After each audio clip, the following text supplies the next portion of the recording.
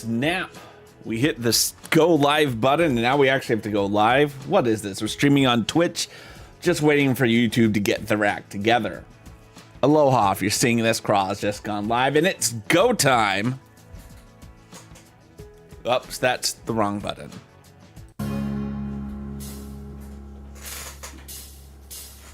You never know your pieces when you open the Lego bag. Then there's no brick separator in your fingertips. You're trying hard not to show it. 'Cause baby,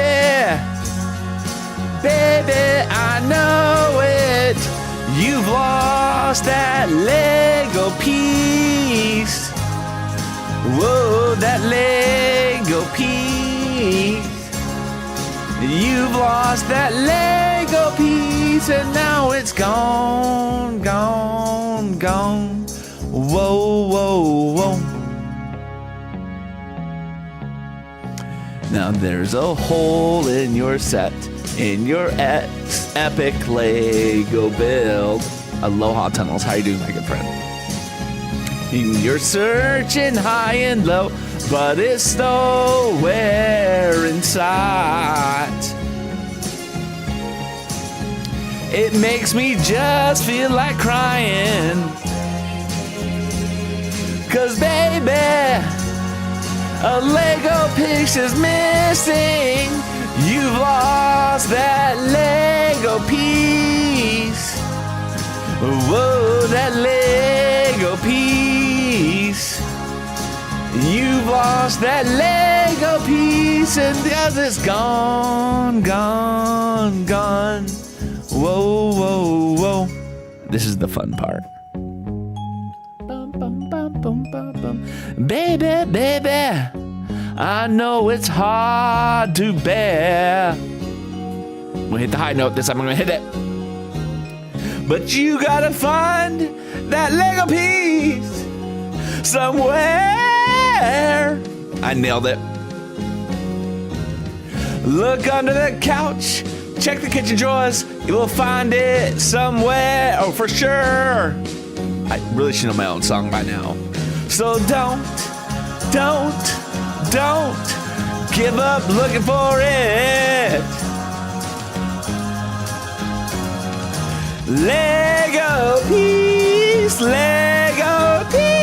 We'll search all day, we'll search all night. Well, Lego piece will come to life. So don't you worry and don't you fret. That Lego piece, we will find it. That Lego piece, we will find it. That Lego piece, we will find it. That Lego piece, we will find it.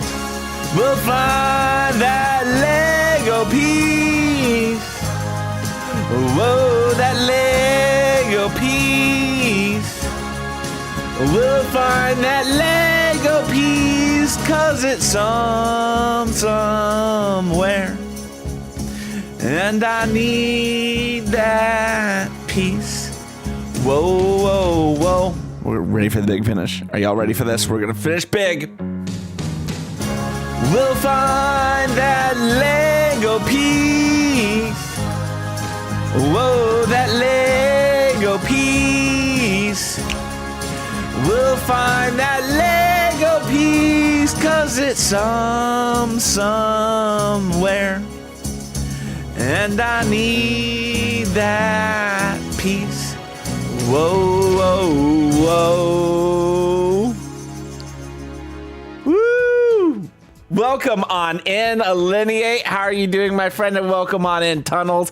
Tunnels is redeemed first, so we gotta do a prize wheel spin for that good man, that good, wonderful human being.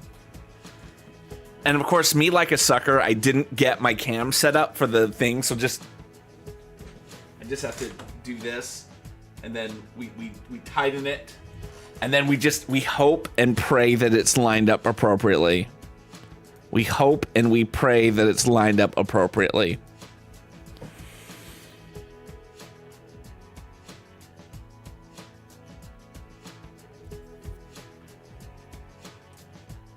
Nope, that wasn't lined up properly.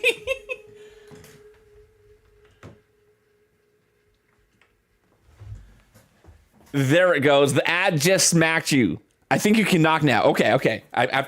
Yeah. It was on my forehead. So let me do the prize wheel spin, and then we'll do the knock, Alynni8, okay?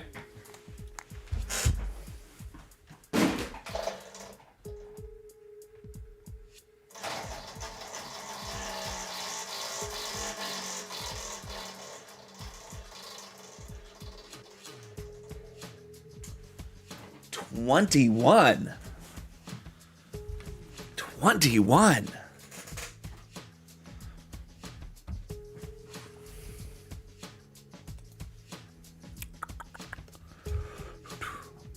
Let's find out what 21 is, shall we?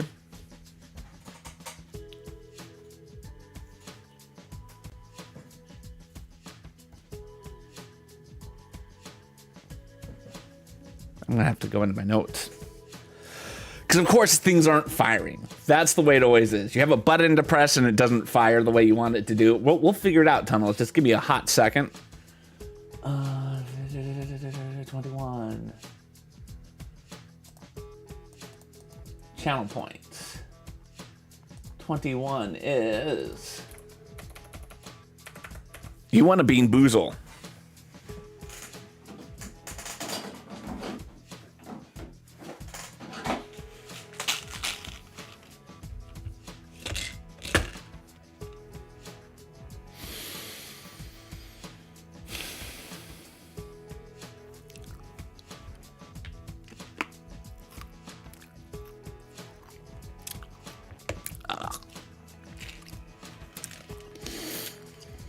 I think that is dead fish. Yummy. We got this. Okay, we did that. Now we can do the knock and do the join chat. I have to go to... All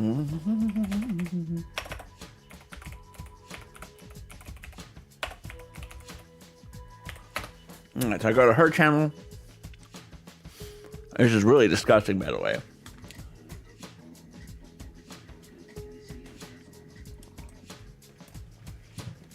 Okay.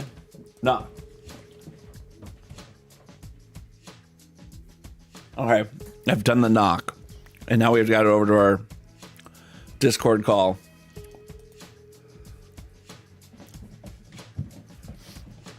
And then we boom, boom, boom, boom, boom, boom, boom, boom, boom.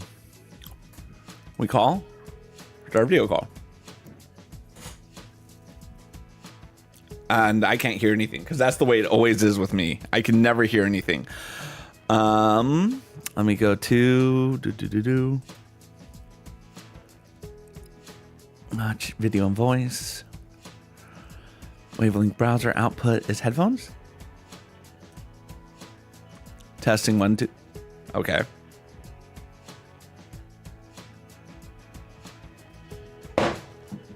Okay. That was working. All right. How do I do the next thing? Oh, no, it sounds like Ali has dropped out of this. Let me minimize this. Aloha, currently Crow. How are you doing, my good friend? You'll be right there. Wait, do you want to join my live channel since I have 7 boosts? Yes, I'll join your live. That makes sense. We'll go to that, into your server. That probably is going to make the most sense. There. And there we go. Boom. I didn't accept yet. Okay. I'm sorry. Yeah, it was. We're doing good. I'm trying to get a live stream set up with my friend Ali. Right now, we're going to be doing a collaboration stream. You just sitting there while you doodle. That's excellent. Excellent. For those who do not know, Ali, or Alynni8, she is a wonderful 24-hour a day, 7-day-a-week streamer based in the Pacific Northwest, and she is just one of those really nice, genuinely positive people you have on the internet. And yeah. Okay. So where am I going? There's announcements, new unreads. Join waiting room.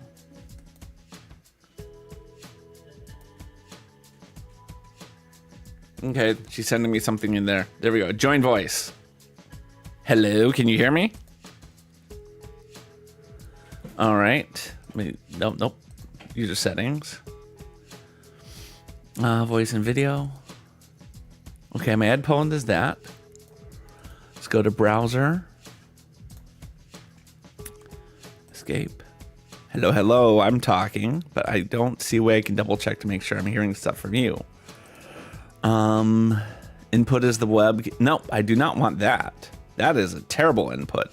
We're going to go to microphone in for my input, and my output is Wave browser. Let's go to headphones. Voice settings. Aloha Queen Lena Bean. How are you doing, my good friend? I'm trying to figure out how to do the... I'm usually pretty good at this. I don't know what I'm doing wrong. Yeah, I joined the waiting room. I'm in it. Am I not in it? Turn off camera. Turn on camera. Yeah, I can't see myself. Oh. Yeah, so I went into our voice message. I clicked the join voice. And I see you. Or at least I see your picture.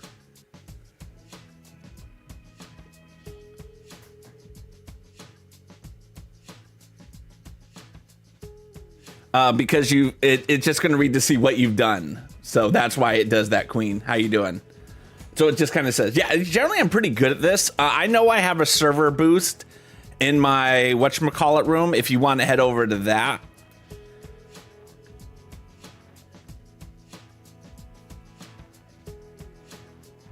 Yeah, but it's looking to see whatever the stream info says.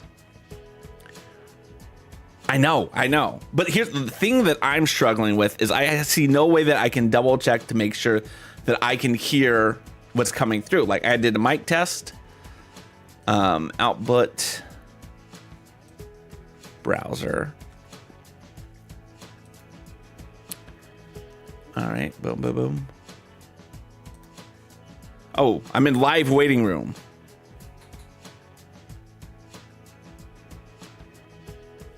Well, I'm in your live waiting room now. I can see that I'm talking.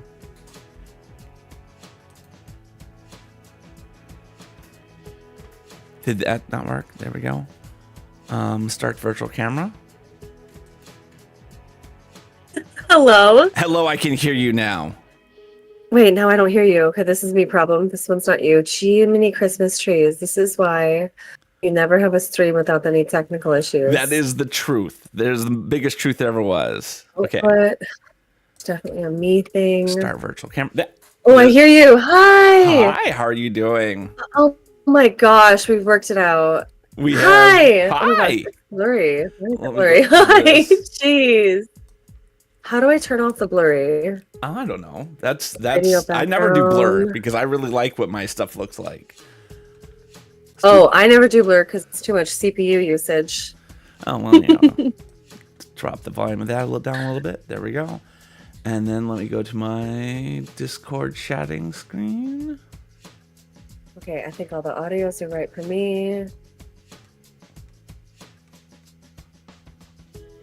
Discord scene there. And now let's go to that and let's pick.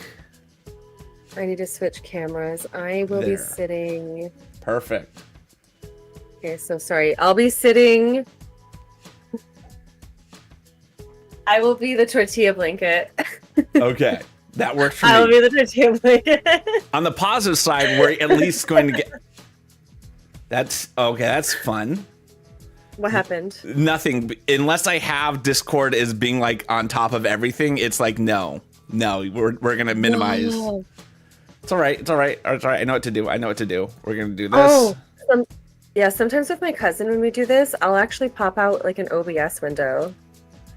Oh, share your screen pop up. Like a Windows projector situation. Yeah. Oh, here it is. Pop up there. Let's change to the pop-up. And then we can go down to that, and we can go to this, and we can go...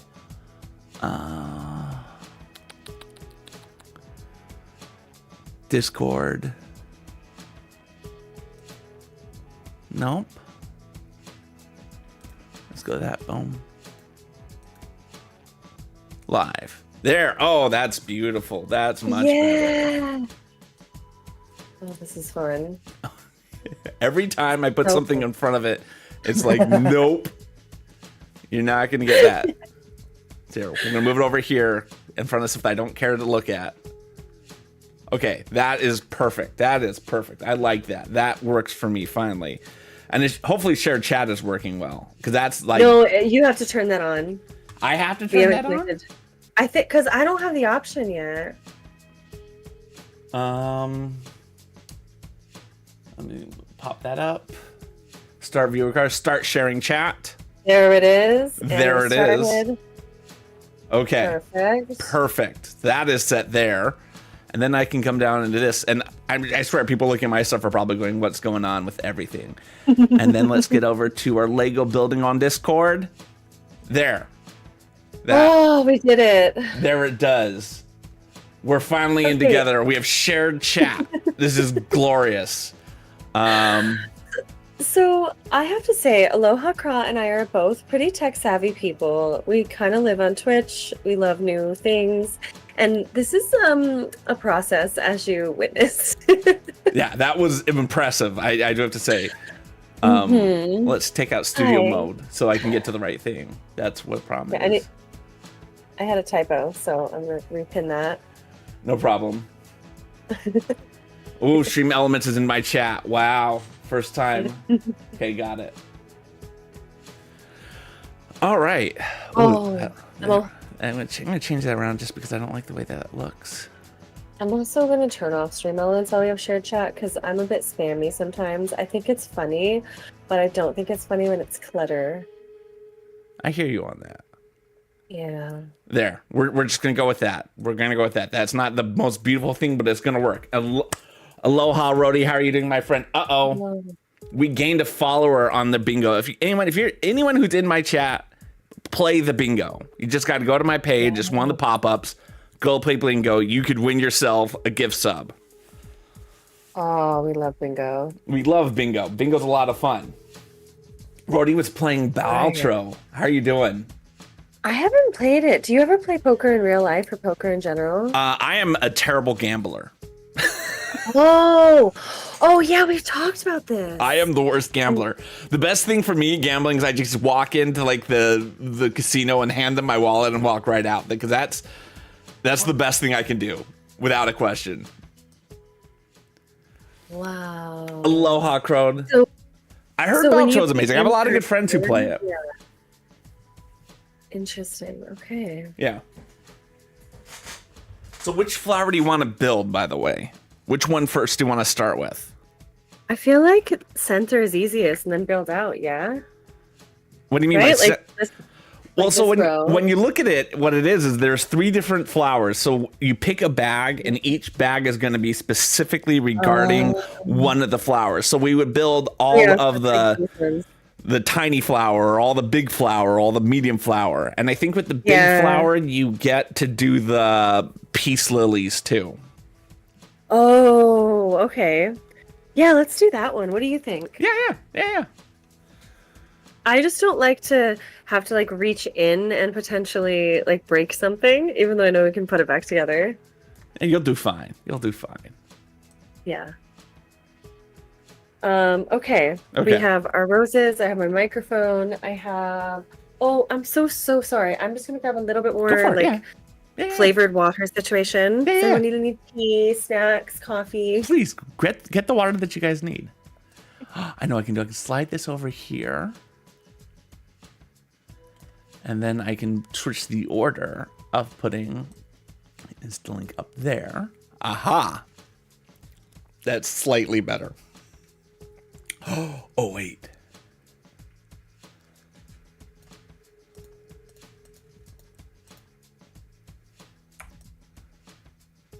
There. Oh, that's perfect. Look at that. We actually can see things. This is A+ work for me right now.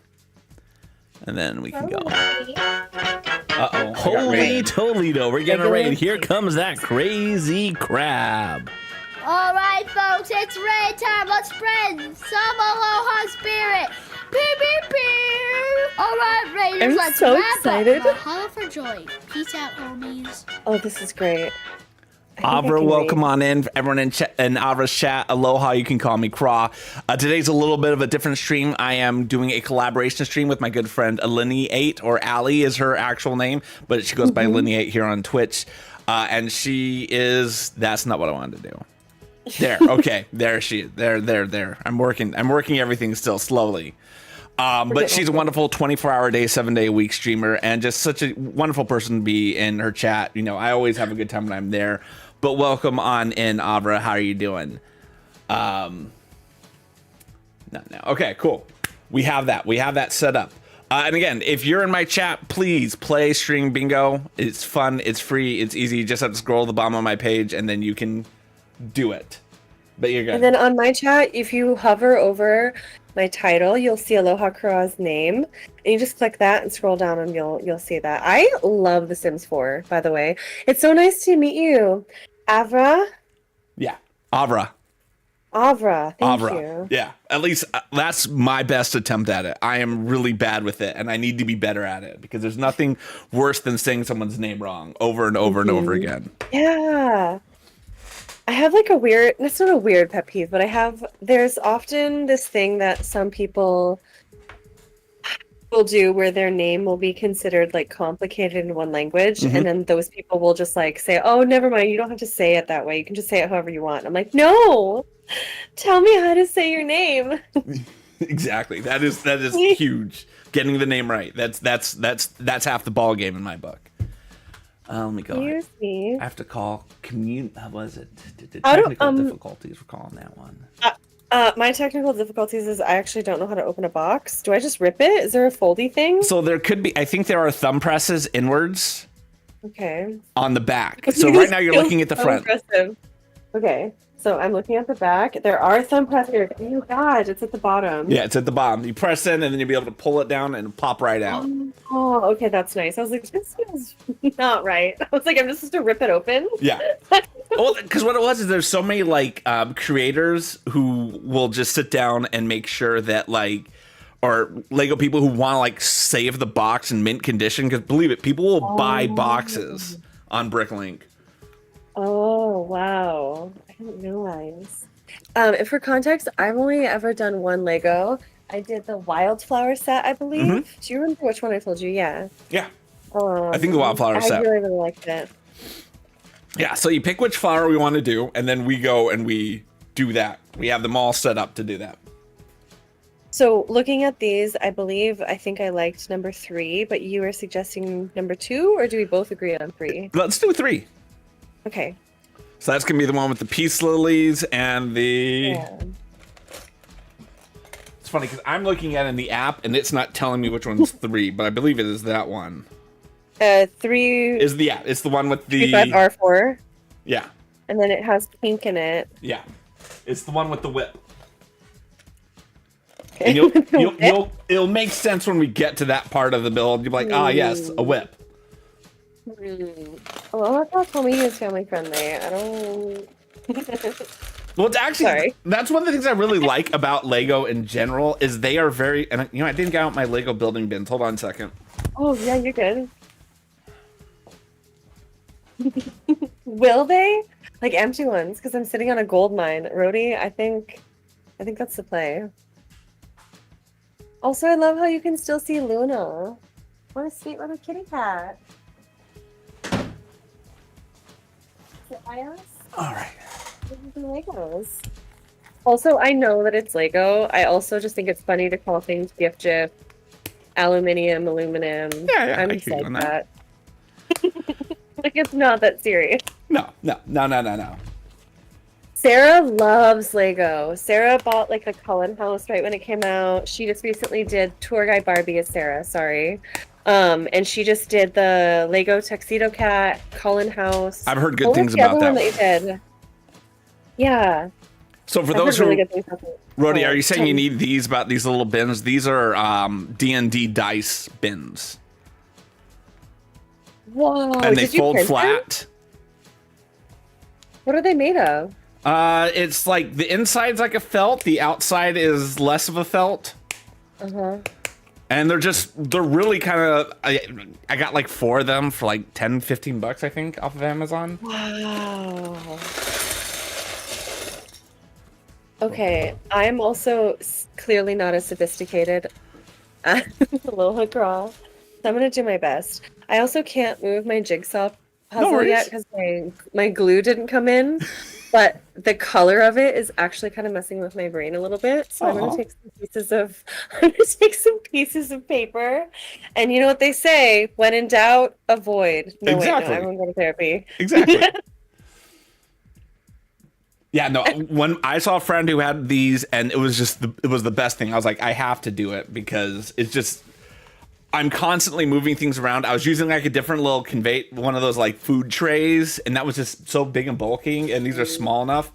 I have 4 of them, but yeah, it's really nice to kind of have and be able to move pieces out of the way. Yeah. Also, I assume the first like 15-20 minutes of us getting all settled is just us getting settled. It's gonna be a little clunky, a little like I need to fix the chat because I just realized the way that I set my monitor up, I have 2 chats, but we have the same chat. So why did I do that? I'm so silly. Yeah, no worries. I'm wasting. I can't see your screen as well because you're too tiny. See, now I'm worried I've opened the wrong box. Uh-oh. I don't yeah, ours see. looks a little different. I don't see the yellow in this one. I also don't see yellow. Oh wait, no, mine's yellow in a tiny bag. I have there's a second tiny bag inside of my big one. Okay. That one looks like... I realized what I did. Luckily, I got 4 of these. Yeah, I think you opened...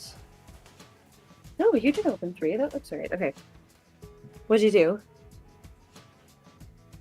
Oh, I can't hear you. It's good. I'm gonna... What was I gonna grab? Oh, fix chat.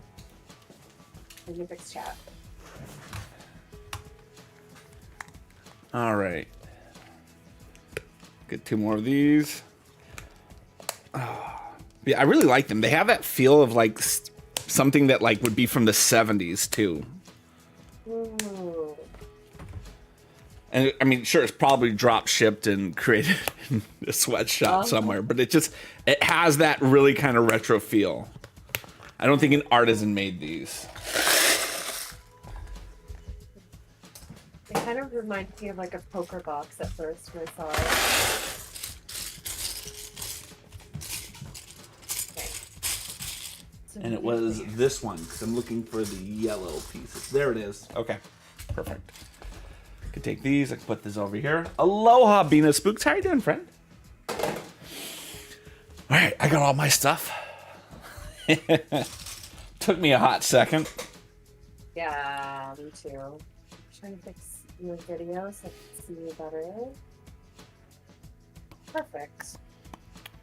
Yay! This is my 3rd ever LEGO collaboration, by the way, over streams. Oh my gosh! Thank you so much for doing this with me. This is such an honor. I'm having so much fun already, and we haven't even like done anything. I just have a pile. Can you tell me like what's happening in your mind? Like, how do you sort things? Like, I don't have a special bin, so should I just like put the pieces together? Is what my mind says. Like, take all these red pieces, and like, what are you about to do? So generally speaking, there's 2 approaches you can take. You can be a chaos builder, which is what I tend to be, which is I just pour it in the pile and I'll move things around within the pile. The other approach you can take is to null the pieces out, which is you can take the pieces and be like, this piece right here, I really like it. I'm going to put all the pieces that are exactly like it right next to it. Null, like K-N, how do I spell K-N-O-L-L, I think. Oh, that's so cool. Thank you very much, Rhodey, for letting me let someone redeem first. So that should actually happen already. I saw that happen. Yeah, no, Wait, I know. Can I get first? What's supposed to happen is it's supposed to automatically get trigger. Someone gifted a sub. Dang it. Dang it. I tried. I saw it happen. Where is it? Where is it? I don't see it. What number is it? Oh, I already forgot. I'm sorry. No worries. 26. Nat, it is the official set. There it is. Boom. Mahalo for that. This is an official set. Yeah, this is what we're doing. My bingo card's looking good right now. I swear, I think I have a good opportunity of actually getting bingo for a change. Whoa. Yeah. Let's see if I can find my phone. I'm gonna go from the upper right to the bottom left. That's gonna be the bingo I get. I'm predicting it now. All those things are very attainable. But yeah, I tend to be a chaos builder just because I find the times that I take to, especially with a set this size, so many of the pieces are going to be the same. Like this little green Technic pin connector, we're going to have like 10 of them in this bag. I'm holding it off camera. So the tiny one. Yeah, that's what I mean. So it is relatively easy to start through. There are some where doing the whole thing can be worth it. Particularly when you're looking at something like, we got a prize wheel spin. Wheel spin. All right, let me go to the prize wheel spin. Prize wheel. And they want spin with 23. May the odds forever be in your favor. Also, Nad loves Lego as well. He just did Rex. Or no, he's getting Rex tomorrow. 19. Ooh, and are these like? It's good. It's good to help with the bingo. 19. Congratulations! You might be thinking, what am I wearing, Sam? Well, this thing Dad has to wear for 5 straight minutes. Yes, let's see. That's not 1 minute, not 2, not 3, not 4, 5 straight minutes. Okay, I don't know why that video didn't pop up, but I know what he's talking about. I have to wear the gator head for 5 whole minutes. So that's always so much more fun. Tom, thank you so much for not only 51 months, but a Prime sub is just every single time. You're never going to stop shocking me. I hope you're having a good evening. Cheers with my flavored water. So I'm going to apologize because being able to read chat and do Lego while wearing this is going to be very hard. I believe in you. Oh. There we go. I forgot what I need to do something real quick. I forgot to actually turn off my jump scares. I said I turned off my jump scares, but I didn't actually turn off my jump scares. No worries. All right, let me set a timer for 5 minutes. Except I scream profanities because I'm not expecting it. You're doing good. You're doing fine. Hey, I'm a good auntie. I love that you said auntie like that because I've noticed living here in New England, they all say auntie. Auntie. They're really good at saying auntie. Like that's like huge for them. All right, so that is prize wheel spin. Prize wheel. I also love how you have the all like so many digital things, and I literally. All right, and on top of that, Abra has redeemed chopsticks. You have to assemble with chopsticks. Yep. I love how. Go ahead.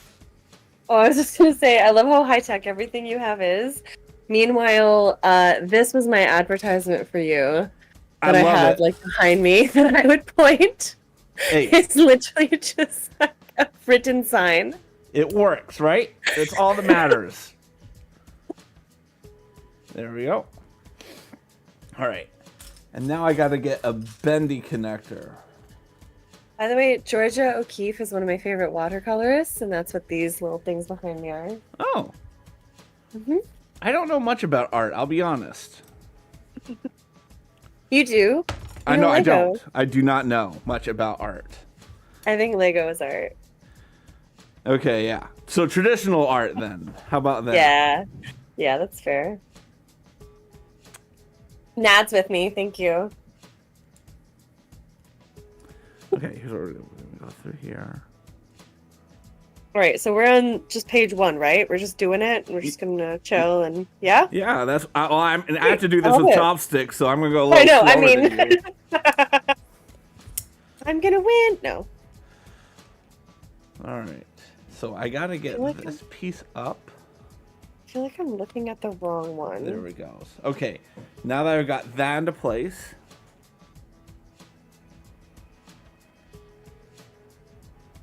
I did it. Hey, if you do exclamation point dad joke, I'm pretty sure my dad bot will give you a dad joke. All right, and now Maybe. I need to get a 1 by. Wait, can you confirm? I can't see. The window that normally is what you have, like the guide, is like this purple bar window. Do you mean that? The what? You normally have like a guide where, like, if you look at your OBS real quick. Yeah. Is that purple bar thing usually there? Oh. I thought that's usually like your guide. Nope. That's my bingo card. Okay, great. I was like, I don't know what that is, but I feel like you usually have something there. Okay, great. Perfect. All right. So now I gotta do a thorn on the rose. This is another one that's gonna be really fun. Because you have to apply pressure. Yeah, we are doing the right one. My brain is just not connecting what step 1 is. I'm going to work it out. I got this. Yeah, it's just about putting the there. It's like step number 1 are these leaves. That's not your step number 1. What the heck? Yeah. My step 1 was well, I'm also going off the digital instructions. They're very different? I thought they were the same.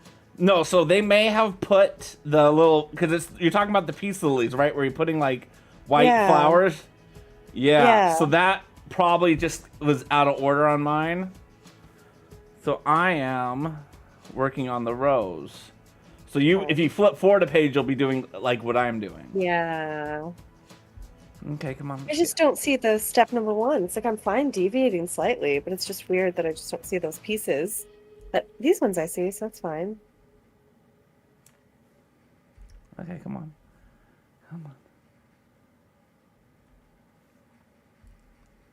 Gotta get that one piece in. Come on. This one's a tough one because I'm using what's known as the small alligator tooth piece. And I'm trying to connect it in. Okay, let's try a different approach, shall we? You're doing great, though, with chopsticks. Are you kidding me? I was a foreign exchange student in Japan. What? I didn't know that. Yeah. Nihongo hanasemasen. So that was when I was Japanese. That was when I was 16, and I am 46. So you remember everything. Of course. Watashi wa Brian desu. Nata no name o kudasai. All right, and that is my. I can at least take the gator head off now. Yes, you can. Aloha, geeky heart. Hi, geeky. Wait, dumb question about crime scene cleaner, if you don't mind. It's not a dumb question. I don't think there's anything that's. Yeah. Anyway, how can I help you? That game looks so much fun, by the way. It's so fun. It's made by the same developers as House Flipper and Power Washing Simulator, and it does feel like a combination of the two. And aloha, Starden. How are you doing? Starden, this is a collaboration stream. I am building roses with my good friend Ali, aka Alynni8. Such a nice person, such a wonderful human being.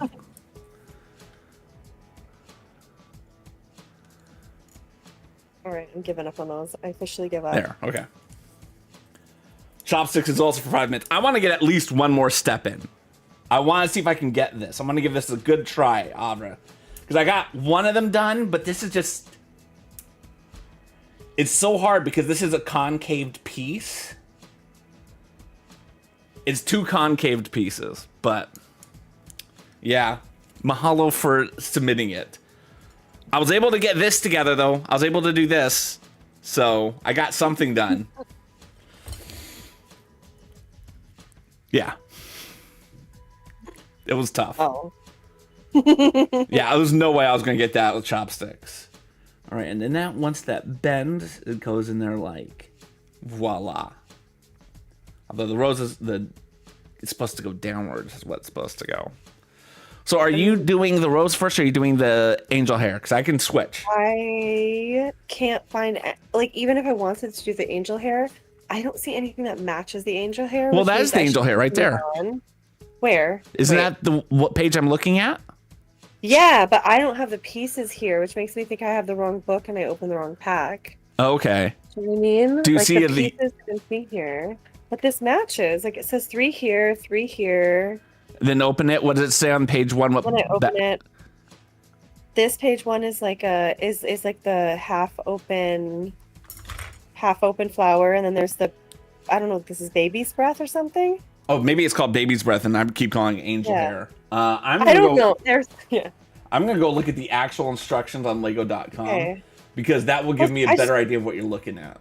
Yeah, I was like, I just want to make sure I open the right bag because at the very least, it's like, okay, I could move on to do what you're doing, but I don't even see the pieces that are on page 1, which makes me think that I am looking at the wrong book. Yeah, no worries. Like I said, if I get to the ones in here, so there's 3. Yeah. Yes. And right. I'm looking at the one that has the number 3 on it, and I open the bag that says 3. Yeah. Yeah. Well, no, okay. So you're supposed to open bags 5 and 6. There it is. Yeah. How do I know this? Because on the second page, you can see 2 bags. That's bags 5 and 6. Yeah, that did not make sense to me. Okay, I can catch up.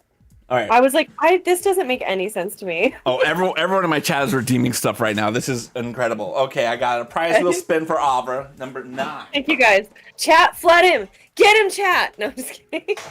Get him. Stall. Angel hair is pasta. Oh, yeah. 23. See if 23 works. And no, it's not going to work on me. Nothing's going to work on me. And I get to do kendama after this, which is always fun. What's kendama? Kendama is a toy that I learned when I was in Japan. 23, I have to do squats. Thank you. 1, 2, 3, 4, 5, 6. Also, 7, 8, 9, 10, 11, 12, 13, 14, 15. Mahalo for making me do squats. And now kendama. This is a wooden Japanese toy that looks kind of like this. And it's a ball with a string. And the idea is that you're supposed to try to get it to land on the pin on the top. Like that. First try. I always joke that I got it the first try, and I did it this time. That's funny. GG. Aloha Crow wins. I always joke that I got it. Like when it's like the 10th time, I'll be like, first try. It actually was. Wow. I know. I was shocked I got that on the first try. All the practice. All the practice, all those times. Of failing miserably. And Allie is now redeemed to play with oven mitts. Still haven't put 3 away yet. I'm putting it away now. I opened up the tiny bag inside of 3 too, wondering as well, like, oh, are these the blah, blah, blah. I'm actually pretty good with using the oven mitts. I'm better at the oven mitts than I am with the chopsticks, depending on the set. Oh, someone now has redeemed for that. Where's my going? 5 minutes for. I just put all 3 and the tiny bag back in. All right, let's go to. I need to get this Technique axle. Come on. Nope, that's not the piece I want. What I can do is I can pop this out.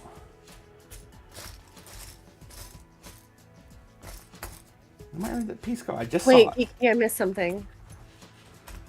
Sorry, I blacked out. What happens if I run out of soap while I'm cleaning? Can I buy more right away? No. So essentially there's a skill tree and you can improve it later, but when you're first playing, it's kind of annoying. It does very quickly improve though. Can you cough for me? No reason at all? No reason at all you want me to cough? None? Are you sure there's no reason you want me to cough?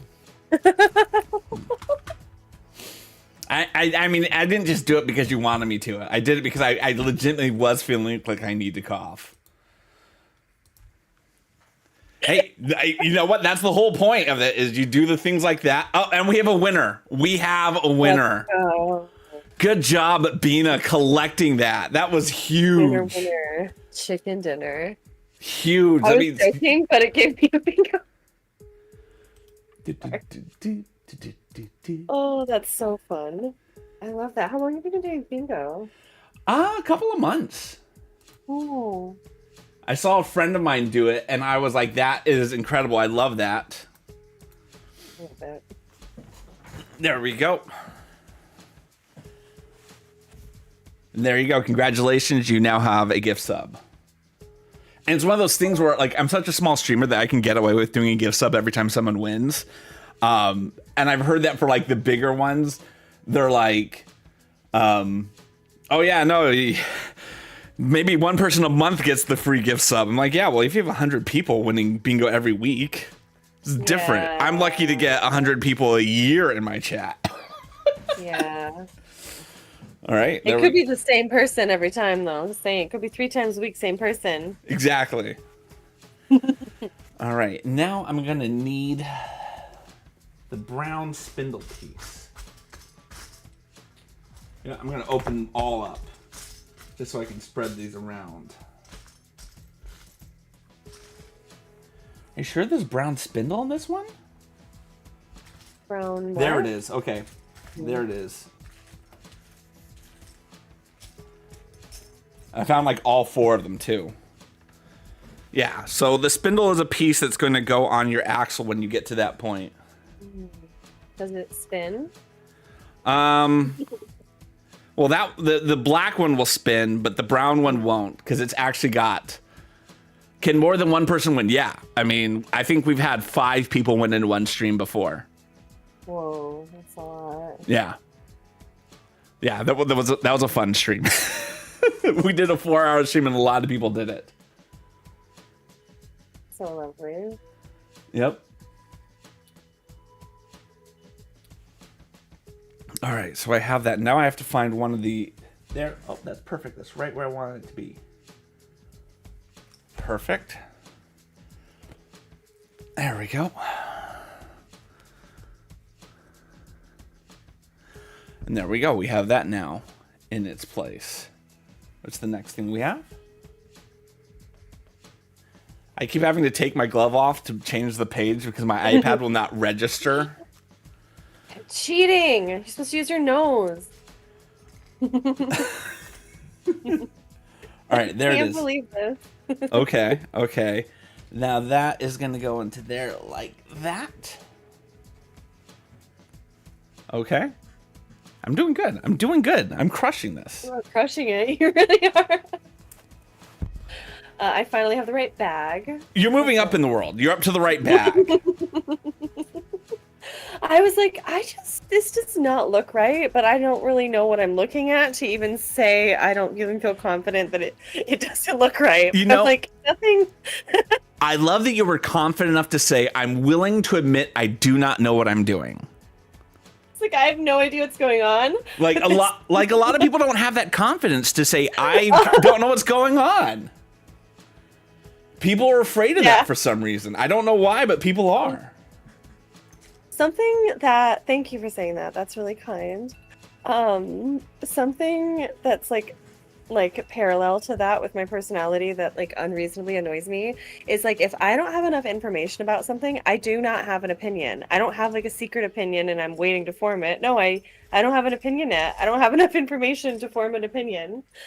But for some reason that like blows some people's minds. That really does confuse me. I have an opinion about everything. Whoa, that's wild. Yeah, no, if I don't have enough information, do you ever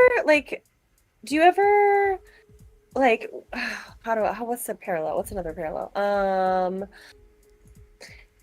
Do you ever just like, when you say you don't care, are there moments that you actually just don't care? Like you're just relaxed, you really don't have an opinion. Like you say you have an opinion on everything, but if I'm like, I'm hungry, I want dinner, do you know instantly what you want? Or are you just like, I don't really care, I want something hot, I want something cold? Yeah, I always know exactly what I want.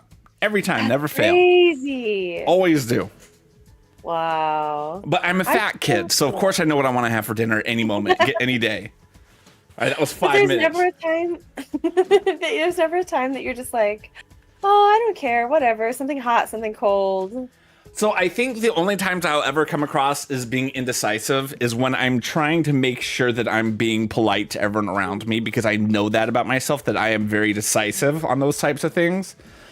So oftentimes I'll be like, oh, what do you guys want to eat? And the whole time I'm like, say pizza. For the love of God, say pizza.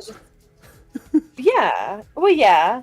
But there's never a time. So that's what's so foreign to me is like, I'm not being indecisive. I don't secretly want someone else to say pizza and I feel bad or blah, blah, blah. I really don't care. I really genuinely. And then if someone's like, let's have pizza, I'm not going to be like, no, I don't want pizza. No, I don't care. Let's have pizza. Sure. For Mo's benefit, if you cuss, something interesting will happen. Mo, basically, I just want to be respectful to Aloha. Makes many contents, different types of variety of content, and one big content that he does with Lego is put it on YouTube, and YouTube's really strict about like so many things. Are they? So I just want to be respectful. Yeah, like I have a few friends who are big people on YouTube, and they can't. There's just some things that you just can't say. Not can't say, but it's just like it hurts you from a discoverability and content creation perspective if you include certain things. If it helps, I have 2 YouTubes. I have my VOD channel, and then I've got my main channel, because I don't care. I don't care if either of them ever get big. Right. I don't have the dream to make this a full-time career. At most, I want this to be something I do when I retire, and I'm like, okay, today I'm going to stream for 5 hours because I'm retired and have nothing else to do. But yeah. Oh my God. Have you seen that grandpa on YouTube that makes milkshakes by hand? No, I haven't. Now I'm interested in him. I love him so much. He literally just makes like all these different types of milkshakes, and he just starts the video with like, hello, today I'm going to be making a peanut butter milkshake the old-fashioned way. You're going to take 2 scoops of vanilla ice cream. Yep, that's the right thing. I already like him. Him. He's like, you're going to cover it. Next time I find one, I'll literally send it to you. But I get it all the time, like pretty much every day. And he'll be like, I'm going to make a peanut. You take 2 scoops of ice cream, you cover it up with, and he does that like every day. Someone swore. As I was saying, in a world of Matt Thick Daddy. Psychology, it was only natural to arrive at the term P. Is We're not being going good up for some reason. PP envy. We're being good aunties, uncles. Mix it up overlay has to be up. That's what it was. Swear again, because it's a good clip. So that was Viewers Redeem. It's from one of my favorite movies too, which is why I love having it. Viewer triggers that. Pretty much it's from the movie High Anxiety. It's a Mel Brooks movie. I don't know if you know Mel Brooks. A little bit, but not much. So in this particular one, he's at a psychology convention, and he's talking about penis envy. And he's getting on and on and on. And then this guy walks in with these girls who are like 10 and 8. And he's like, sorry, I'm late. I had to bring the kids. I couldn't find a sitter. And so he's like, so in the wonderful world of psychology, we're talking about Pete. And he's like looking at the kids and goes, PP envy. And then for the rest of this thing, they have to talk about like that concept while not doing it. And it's like, what would this have to do with potty training? In one particular, number 1 or number 2? He's like, I don't know which one is number 1. Cocky duty. My stance on it is there are certain things that you do that might bring in younger eyeballs, and as responsible human beings. Yeah. No, I hear you on that. I appreciate that. I understand that. I do get that. It's not even a restriction. It's an honor to be respectful towards the little ones. It's a protection. Yeah. Which is why I have that viewer clip when someone swears in my stream. That plays to remind them. That's good. But I don't know. It's also kind of easy for me to take I didn't start swearing until I was like 25. I actually had a really like intellectually snobby mindset around people who cursed, and now I curse literally all the time. I've been pretty good. I don't think I've cursed at all. I think I've been like perfect since we've joined our call. I might slip up, who knows? But my point is, hey, I find it impressive that you're willing to be that so on top of it. No, I genuinely had like a snobby mentality in my head. I used to like read the dictionary, and words really resonate deeply with me. Like poetry, music, me. Yeah. And so I had this mentality of like, you guys are too stupid to think of any other words than just curse words, and you're just like cursing all the time and you just can't think of anything else because you're too dumb. I was so snobby about it. It was not okay. I'm not like that now. Well, Truthless is agreeing with you on that. That's how they were raised, to make sure that they just didn't do it. And it's an interesting concept. And it's tough with raising my own kids about like not swearing. I swear a lot, and it's one of those things where like, as I explained to my wife, like when I'm like doing something in the house and I'm screwing up, I'm getting frustrated and I'm building up all this negative emotion, and dropping an F-bomb helps release that emotion for me. Yeah. It's cathartic. R.I.P. Oh, I'm gonna fix it. Sorry. Sorry. Are we back? Can I hear you? I can hear you. Okay, did anything happen there, or was it just on my end? I've heard you the whole time. Okay, sorry, it was this crazy screaming clicking noise. Huh. And now it's fine. Okay. So I'm just gonna put my mic down, and I'm just gonna not touch it, because clearly it does not want to be touched right now. Now, here's the question. Was it clicking like this? No, it was clicking like the cable was loose or something. Okay, because that is like Lego brick connecting clicking. I just wanted to make sure that. Yeah. It's that specific sound of like when an electronic isn't like fully connected. Yeah, like it would, but it was like screaming at me. Yeah. Yeah. Oh no, it is Mo. It is incorrect. That is incorrect. But that's just how we felt. That's all. Yeah. That's all. Thank you guys for being respectful. You guys are so great. Yeah. What was the last Lego set that you built? I'm gonna fix the closed caption. Me, the last Lego set I built. So we have a Lego Friends Central Perk set currently on our living room table that just whenever anyone in the house wants to build Lego for 10 minutes, they can go work on. On stream, I just finished a race car. And next on stream, after this one, of course, I'm going to be working on Barad-dûr from Lego Lord of the Rings. You're back. Lord of the Rings. Yes. So what I was saying is I have 3 sets that are kind of in production right now. This one that I'm working on with you. We always kind of have one Lego set like on our light coffee room table in the living room. And that is Friends Central Perk at the moment. Oh. Yeah, that's a retired set, unfortunately. So it's heavy on the secondary market. And then after this, I'm going to be building Barad-dûr from Lego Lord of the Rings. Oh my god, that's so fun. And it is an amazing one. It is an amazing one. It's okay, Mo. Oh, you guys are so sweet. No, it's okay. Yeah. We can be vulgar when Aloha Craw goes to bed. Kidding. It's fine. My bot does not know what to do with your crowd because it's like every command is like, this is on cooldown. We're still on cooldown. That's why I turned off Stream Elements, because Stream Elements gets really sassy. All right. So where are you in your build, just so I know? I've just sorted my pieces, and now I feel settled. Okay, cool. I will slow up a little bit to let you catch up to me in case you need any help. Yeah, I'm feeling a lot more like confident now. I'm like, okay, all right, this looks straightforward. I see the pieces that are on page 1. so here's the thing that we want to take into consideration. You're going to be building each one of these flowers 4 times. Sorry, I'm late. Yeah. Forgive me for bringing the kids. I couldn't. Yeah, I definitely like the Please have a seat. start from the As I was saying, beginning. in a world of It's predominantly kind of the same, male-oriented maybe not exactly the psychology, same pieces as it was you. only natural to arrive at the term peak. Like, this is definitely straightforward. Yeah, well, so the question is, do you want to do it Peak be envy. one at a time? AKA, I'm going to build one flower entirely and then go back and start from the beginning. Or do you want to do it production line like Henry Ford would want you to do it? I do like the assembly line. I don't know how I feel about Henry Ford, but I've already made my first 4 pieces, so I think my brain naturally does Just go that way. I think that's what my brain's already doing, yeah. Yeah. She's already... Your brain was already like, we're doing this production rise. She's like, no. See, I love games like Satisfactory. I don't know Satisfactory. I really like Satisfactory.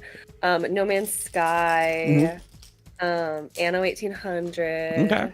You play so many more games than I do that, like, I honestly feel like you're one of the like biggest gamers I know. And I don't know if you would ever consider yourself one of the biggest gamers, but honestly, the amount of games you've played is outstanding. That is such a freaking... You almost got me to curse there. That is such a compliment. Oh my goodness gracious. Because like you probably play more games in a month than I play in like a year.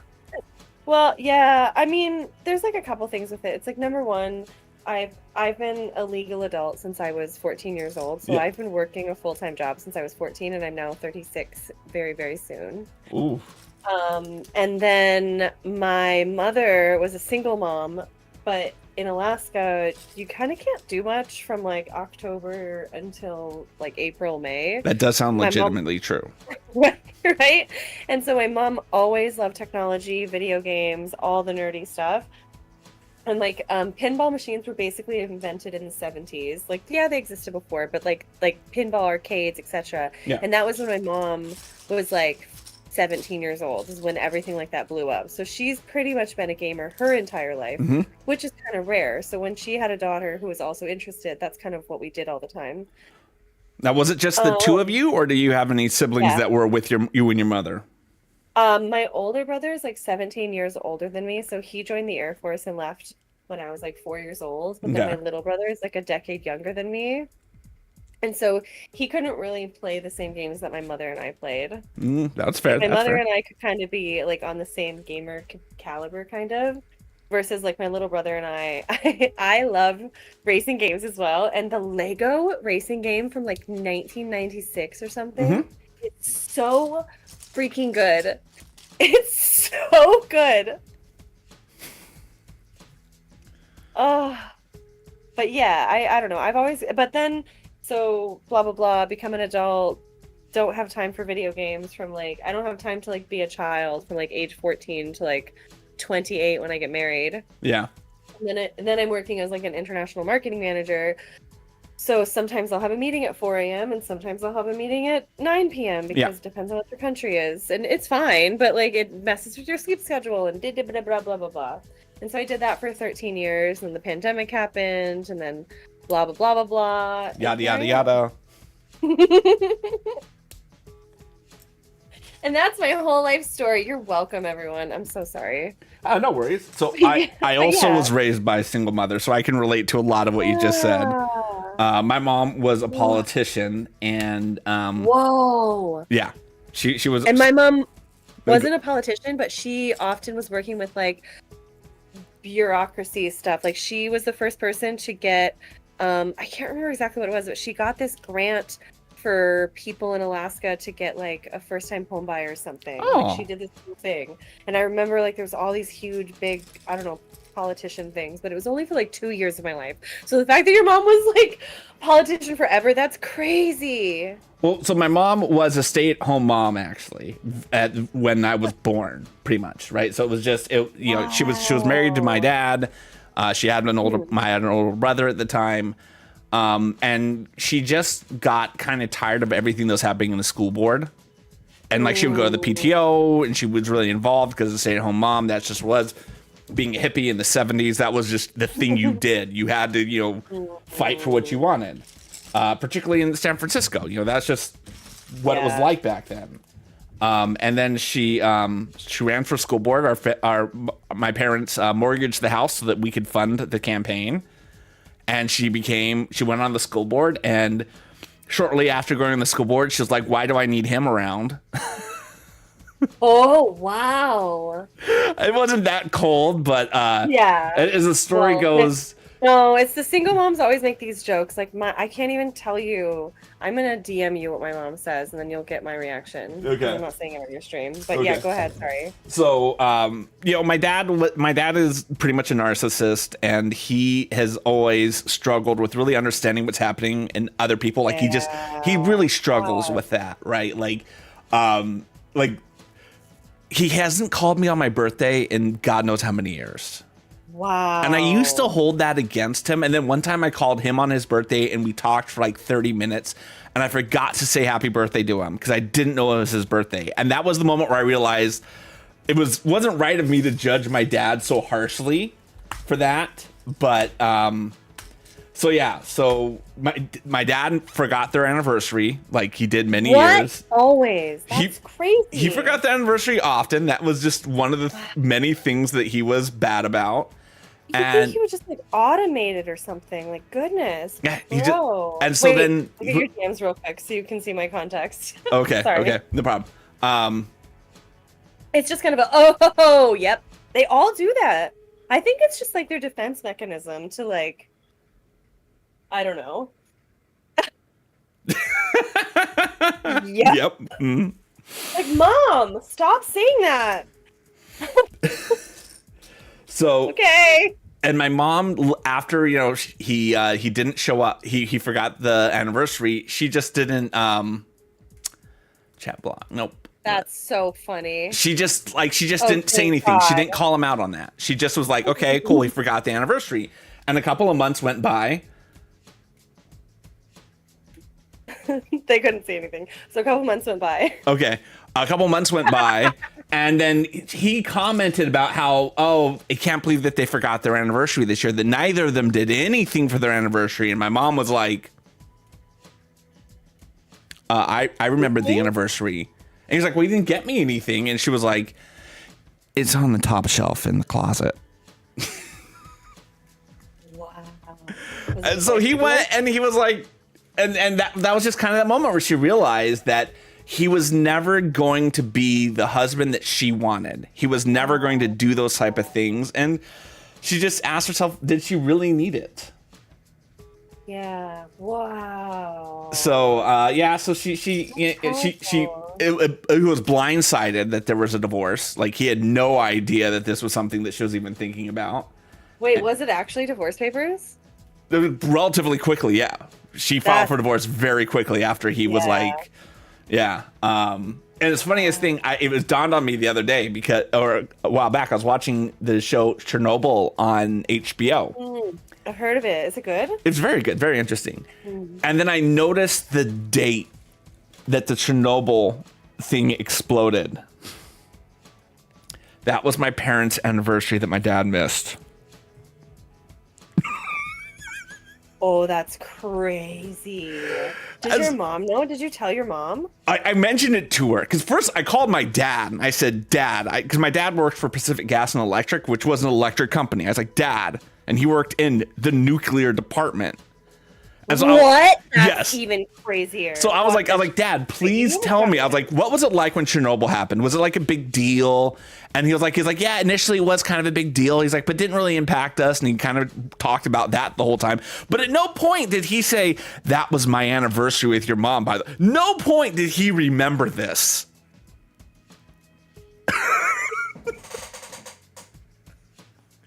He couldn't remember that Chernobyl happened. I was like, how could you forget that? Wow. And it's funny because the other times he remembers like their anniversary, and he'll do something really awkward, and we're like, Dad, don't bring it up anymore. But what the heck? Yeah. Sorry. That made me react to that like that. What the heck? I guess that would really be in the date. If you got divorced because you forgot a date, you'd probably not forget it again. I guess. Well, there was like maybe 3 or 4 years ago. No, it was before COVID.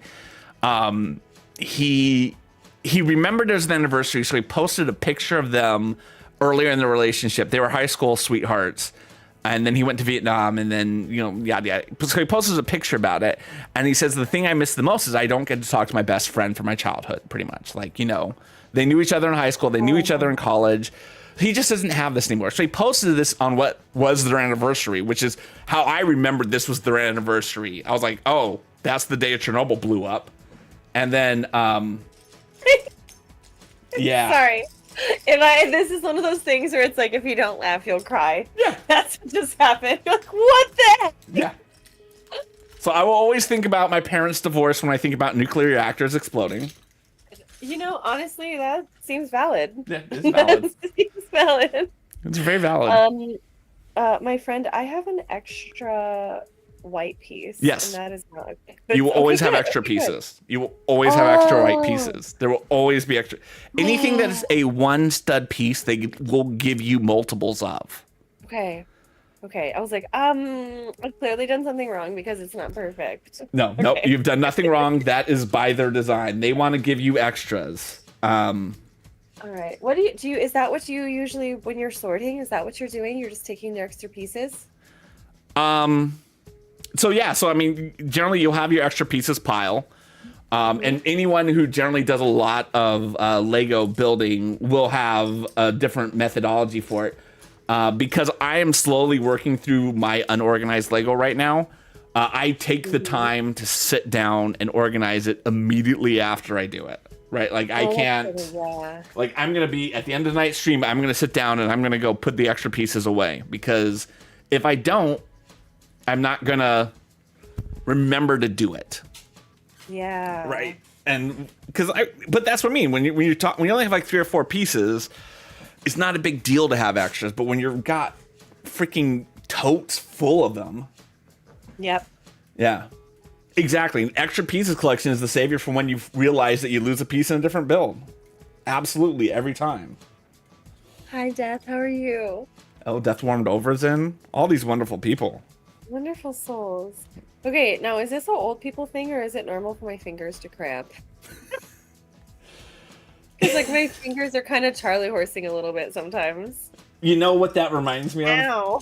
When I was younger, and playing Nintendo and Sega at my grandparents' house. Yeah. My grandpa would ask us like what type of like thumb calisthenics that we were doing, because a normal person couldn't press the buttons that many times in succession. So he's like, are you doing like thumb push-ups? And he would just make jokes about that. Oh, my grandpa. You're just doing thumb push-ups with your Legos. Okay. Exactly. So much fun. So much fun with that. Drink more water? Wait, what am I doing? This is what this is. This is water. That's your water. water. I sound dry?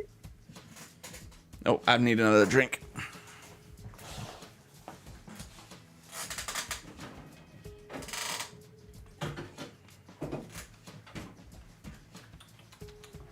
And that will count as Craw refills his drink. Cool. Anyone who needed that, Craw has now refilled his drink. Yeah. I do think I actually need to figure out a potassium situation, because I'm allergic to bananas. And that's usually how it's like, oh, I don't have enough potassium, eat a banana. No, I can't. All right. This is one of my most favorite ones. Oh, I think someone else just got bingo. Who? Rhodey has gotten bingo. Congratulations, Rhodey. Go, Rhodey. Get the sub. Go. Boom. There you go. Enjoy it. Mahalo for participating. And now I have to do blind building, which is always fun when you're doing Lego.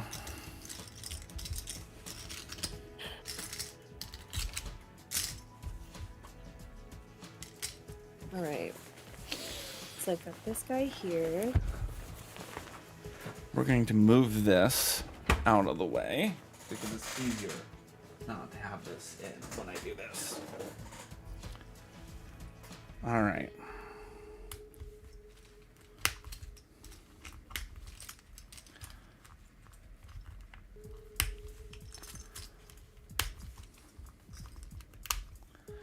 All right, so this is what's known as a photography developer bag. So photographers can develop things in the field. And now I have to put the Lego set in it and build. Oh my god, wait, you have a mobile darkroom? Well, it's just basically a sweatshirt. Right? Like, if you think about it, that's all it is. And, you know, with sweatshirt, you stick your arms in the arms. And then you can feel around and do what you need to do. Oh, that's great. And because I wanted to do as authentically as I could, I went and actually got a photography bag for this. And I actually ended up having to make it not light perfect so that I could easily get my arms in and out every time. All right, now what am I looking for? I am looking for... Dick rolled off. I found it. Sneaky little devil. Here it is. Okay. We are looking for 1x1 studs. The one thing I don't like about this, and I haven't figured out how to do it. Mahalo, Rhodey. I appreciate that. Okay, there's the piece. I wish there was a way I could do blind building and they could see what I'm doing, but I can't. Oh. I haven't figured out how to do that. I wonder if you can do like not a GoPro, but like a tiny little, what are they called? Like a Nest Cam, dark cam, black and white situation. Well, so when I was thinking about the best way to do it would be to get away from the photography bag and just make it a wall so that I don't have to change anything. Oh, you know that one talk show host who has like, oh my gosh, these notes is rolling off. Sorry. No problem. He has like a thing where he'll be like, what's in the box, and the celebrity has to like describe it. Okay. Absolutely. Yeah, I thought that's the way to do it, but I've never sat down and actually done that yet. Great idea. But I also would worry that I would look up and see it on the screen when I'm doing with my hands. Oh, I wonder if there's like a... Yeah. Maybe you could just minimize... Do you have chat on OBS, or do you have a chat on... You look at chat in whatchamacallit, in the web browser. I don't look at it in OBS. So you could, in theory, when you, like, if you had like a screen you just put up in front of your face. Yeah. Like how you have it right now. Kind of like when people get a C-section. Sorry to say it like that. No, I can't think of a better way to do it. Like it's like that. And so maybe like when that happens, you set the thing up, you minimize OBS, you set a timer. Yeah. Because then all you see is chat. Then you don't have to worry about like, what if I accidentally see? Yeah. But at the same time, I think there is a difference between accidentally like peeking over and full on watching yourself on a video. Yeah. It's the are you doing the spirit or are you doing the actuals? Come on. Of course, now trying to find this one particularly, literally blind for yourself and use TTS. Well, the problem is I need to see the instructions. Like, that's always been the hindrance. I need to be able to see the instructions of what I'm building. Although we did get a blindfold for when it's me and the kids playing video games, and someone redeems that. So we'll describe what's happening to them. But yeah. Well, that's when you have like someone who's literally in the room with you that can do it. Yeah. That makes sense. Okay, that is a axle. Man, this is a hard piece to find.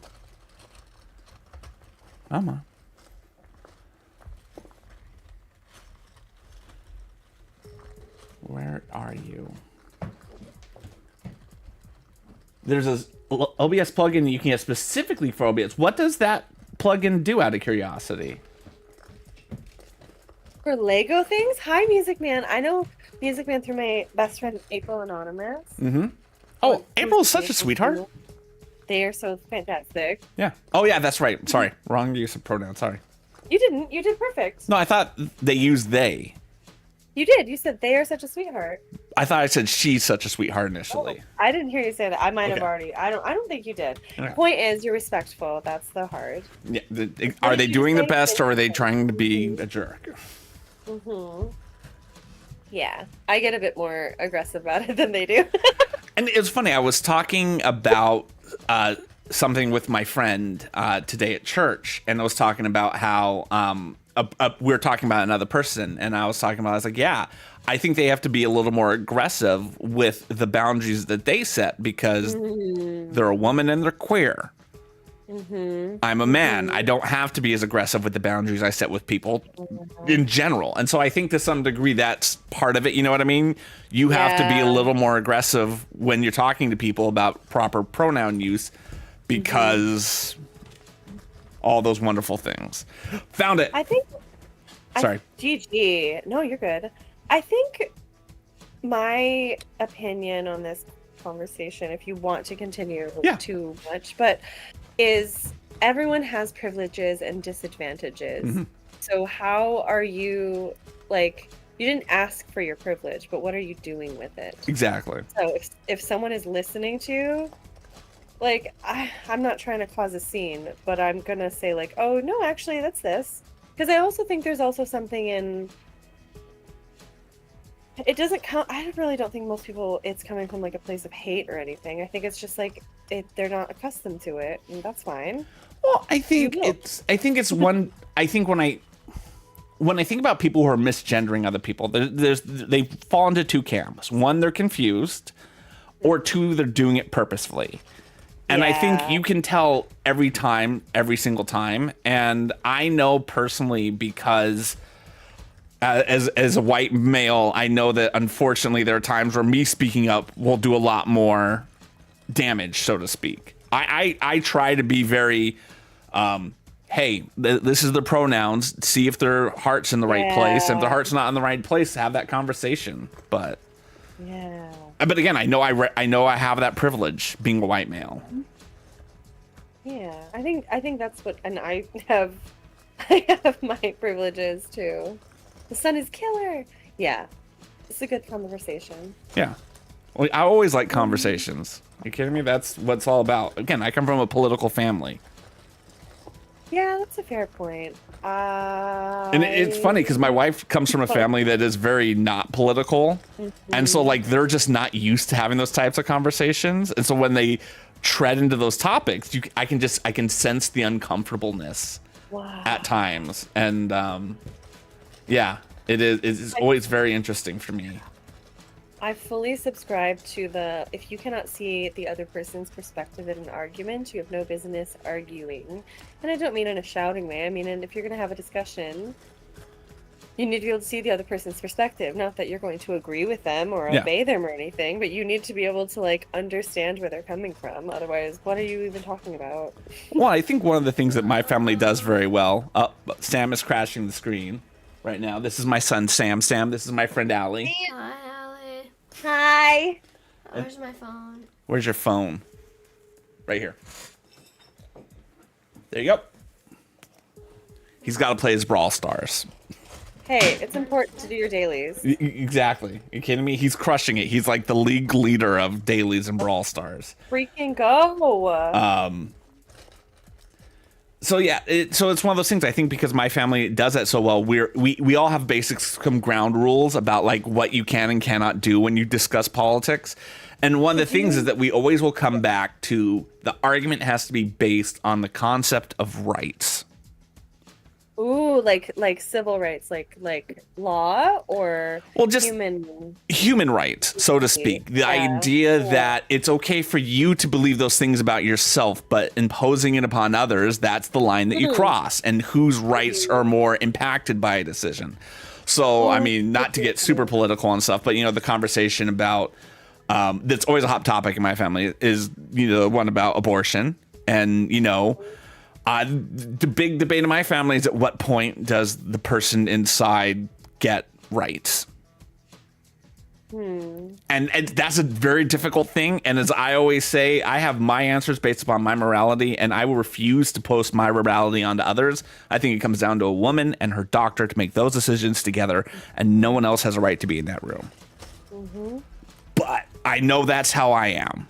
I have different opinions for what I want in terms of, like, if I was in that situation versus what I want from a law. But yeah, we always will talk those types of things in my house. Fascinating. Yeah, these things weren't necessarily allowed, especially from someone like me. Yeah, unfortunately. If I could just find that one more little tooth. It is so small. I'm about to just like start throwing the pieces out of this, and then because I've searched this box so many times looking for that piece. Wait. Oh, you're still covered. Yeah, I'm still covered. I was thinking. Because I want to be able to finish this one step. And I just need to find one tooth piece. And I'll have done it. Wait, have you guys been, this is such a random sidebar, but like, have you guys been having the crazy storms that a lot of people in like Alabama and South Carolina have been having? We are very lucky in where we live in New England in that we generally do not get the big storms that other people get. We're far enough inland that we don't get any coastal stuff. And we're at a low enough elevation that we're not getting a lot of the big stuff. A meteorologist near us refers to our area as the triangle of snow disappointment because we routinely get 30% less snow than all the communities around us. So, you know, Hartford will get 3 inches. Worcester will get 3 inches, and we'll get a dusting. That's funny. And I'm like, I don't think it's a disappointment to get no snow. I think that's a great thing. This sounds really ignorant, but I actually don't know what New England means. So when you like, I know it's East Coast, and it's kind of northeast East Coast. Yeah, I think it's the 6 states that make up the northeast of the country. So Maine. Wait, let me see if I can do it. Wait, no, wait. Okay, sorry. I stopped after Maine. Sorry, I'm gonna shut up. Maine, New Hampshire, New York, Connecticut, New Jersey, Maryland. You are off. All right. We forgot Pennsylvania. We forgot many. Listen. You missed. You're way off. All right, so let's start. We'll go with the top row, right? Because I think of it, there's 2 sets of 3. My defense is Alaska could eat you 17 times. Of course. Of course. No, I have no problem with that. I have a shirt that that says. I forgot Rhode Island. Yes, you forgot Rhode Island. I gotta go. Oh my god, I'm going through a tunnel. I'm so sorry. I'm disconnecting. Oh my god, stream went down? That's crazy. So the top row is going to be Maine, New Hampshire, and Vermont. Not New York. Okay, cool. And then you're going to have Massachusetts in the middle. Okay. And then you're going to have Rhode Island and Connecticut at the bottom. Okay, cool. So right. Those are your states. Time to raid. They are not letting you get away with that at all.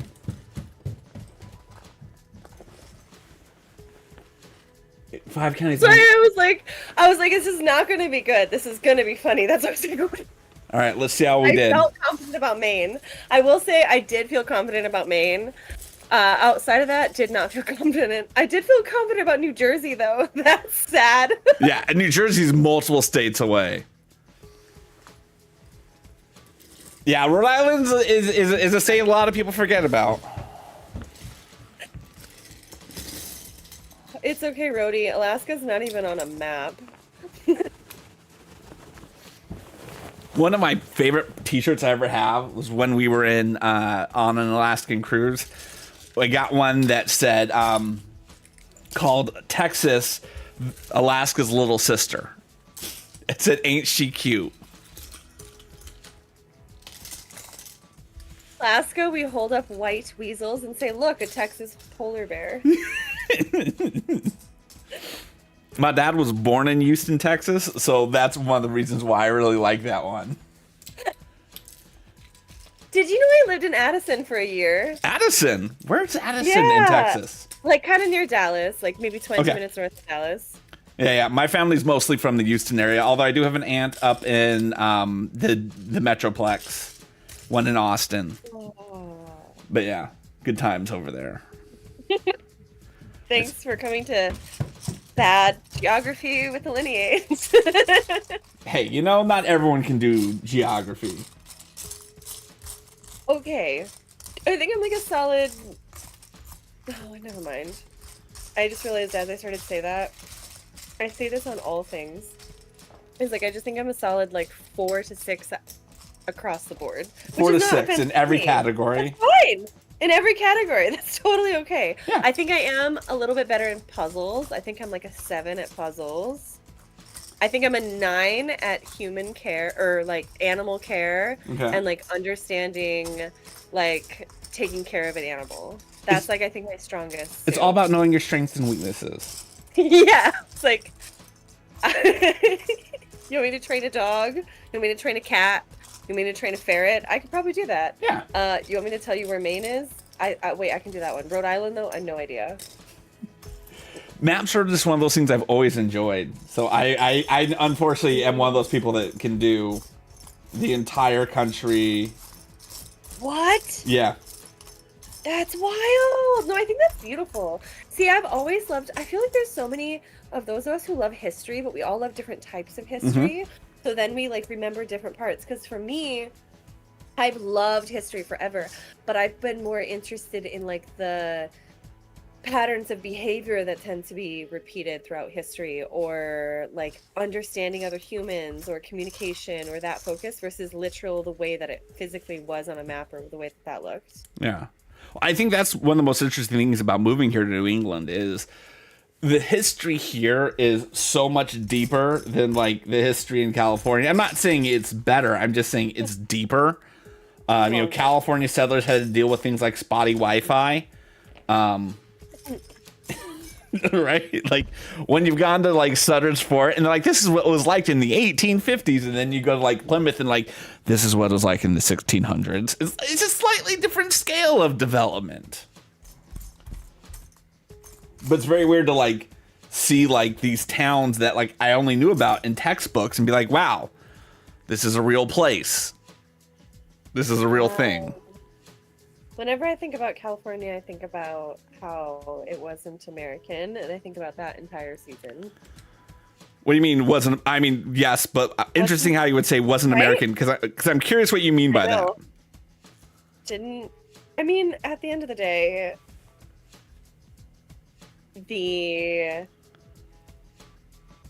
Okay, I'm adding the political text. So we can Please go for it. Yeah. I'm doing it. I was like, why am I feeling restricted? Because I don't have a warning.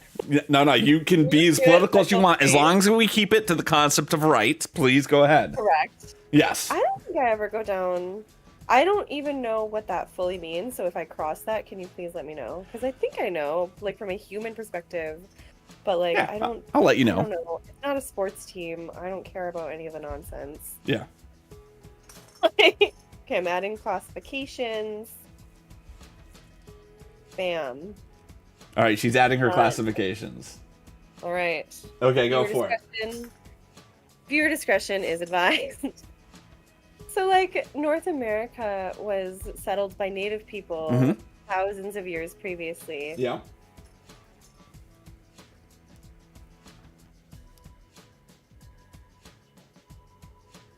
Did you get frozen? I think she just got frozen.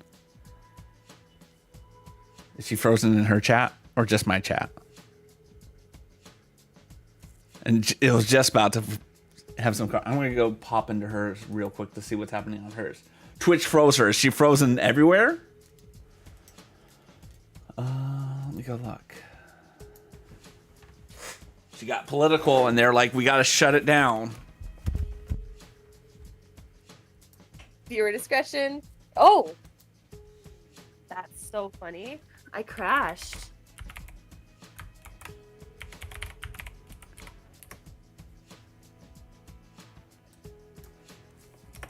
Okay, she's not frozen anymore. Am I here? Do I exist? I can hear you. Can you hear me? People. I hear you. I think I exist again. Oh, it crashed. That's again, I'm not a conspiracy theorist on any capacity, but that is a little weird, I'm not gonna lie. Yeah, it's all right. It's all right. It happens. It happens. You know, it's fine. Yeah. I can hear you.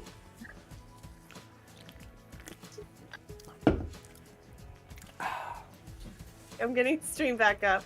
No problem. You said too much. She said too much. Said too much. I mean, I did bring your stream up so I can look at your stream, worst case scenario, but... Yeah. What was I doing? Yeah, OBS is cranky. It's all being cranky. Well, also, I think it is your computer's on a lot longer than, like, mine ever is. Oh, so every night, I actually switch devices. Really? Yeah, so I have a dual PC setup. Mm-hmm. Interesting. So I just turn off my laptop and I stream from my PC. Okay. I think we're back. Jeez. All right. We have that. I don't hear music over here. So we're just gonna fix this. Hi, thank you, Andy. Thank you guys for the patience. Wasn't even that serious, but now they made it so dramatic.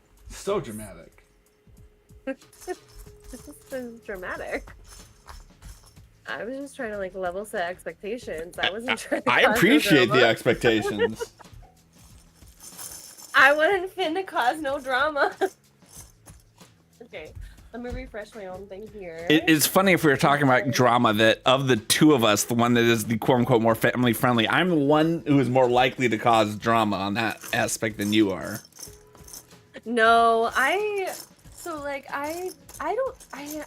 a human with many emotions, but yes, I do kind of sometimes cry on stream, but I don't think I often cry on stream. I think I'm open to being vulnerable. Yeah. I think is like, which is beautiful. Thank you. I was like, I don't think it's like just right now I wanted to talk about this topic, but I also have kind of a strict no politics policy. Yeah, no problem. I want to talk this with you, and I don't feel like it's a bad thing to talk about, so I just want to like level set expectations. So at the same vein, yeah, which is fair. Streaming at 6 in.the morning, I would read poetry and cry on my mobile phone. Aww. So it's like I need to like, but it was a healing, beautiful thing to me. It's just like a thing that is just like being human and being vulnerable, and that's all. Yeah. But it can look really weird to the outside world. They're like, why is this girl on the internet crying, reading poetry at dawn? Why aren't they crying while reading poetry at dawn is a better question if you ask me. I mean, that's just logical. Honestly, right? Yeah, one of my favorite poets is Mary Oliver. She's an American poet who writes about nature and dogs and waking up early, and she's lovely.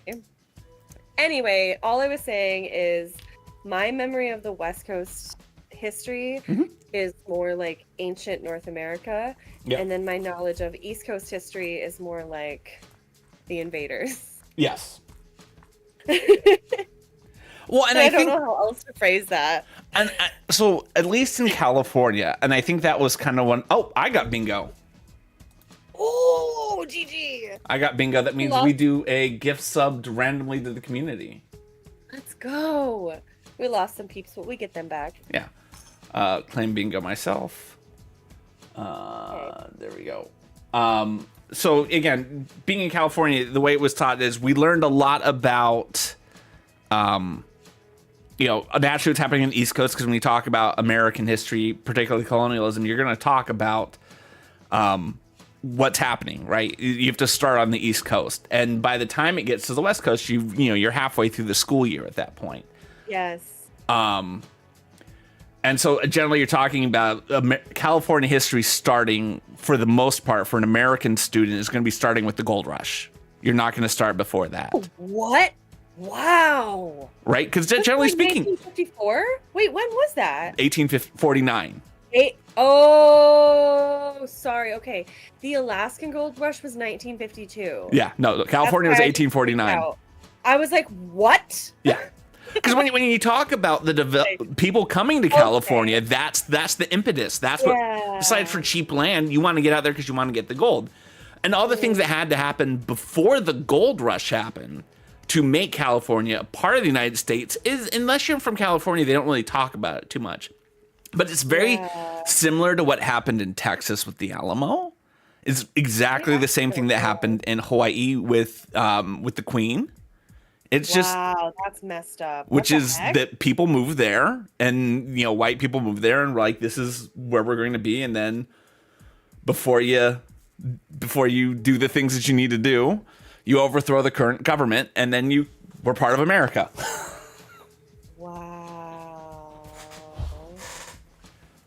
So, I mean, and yes, California was the same way. California it's interesting because, so Californians declare, John C. Fremont and people, they declare themselves independent from Mexico at the time, and immediately apply to join the United States, but they have to form their own country first, so they do that for a little bit, and then... kind of what Zorro's about, right?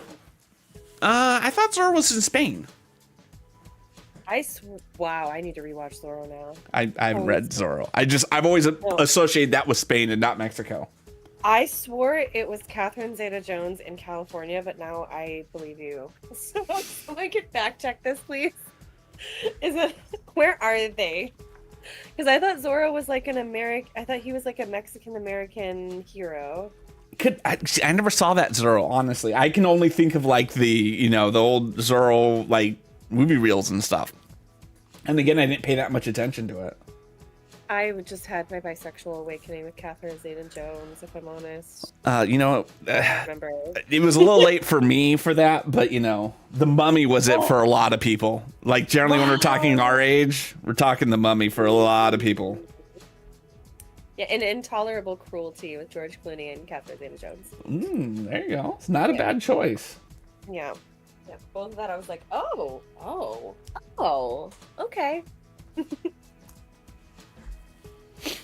Yeah, it's interesting because it's like I don't have a moment like that for myself.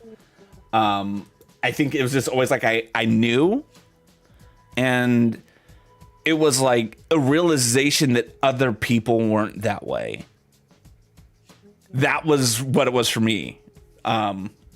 I always just kind of knew. Pyro asks, have I done the Eiffel Tower? No, I haven't. I've been trying to convince my wife that we should get it, though. Sorry. No problem.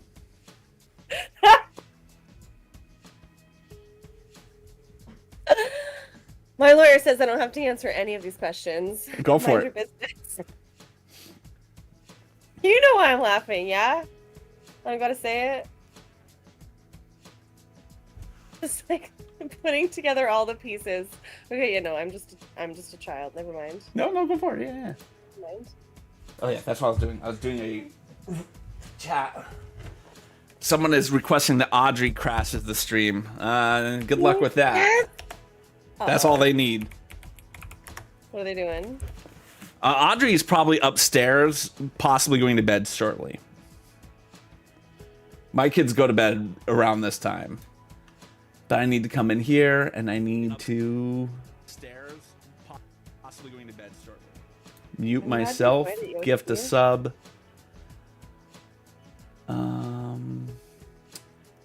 Gift to the community, 1. Boom. Yep, there. 1 random person's getting it, because I won bingo. Yes!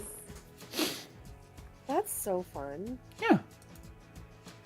Oh, Aubrey got it. Excellent. Yes. That's a good person to get it. Good person all around. Where was I? I don't know what we were talking about. We were talking about something. Who knows? I was talking about Zorro. Yeah. And we were talking about California history in general. If you want to keep talking about history in general, Yeah, I don't know. Or we could talk about Lego history. I don't know if our chat wants to listen to California history. Unless you're from California, I don't think people really care about California.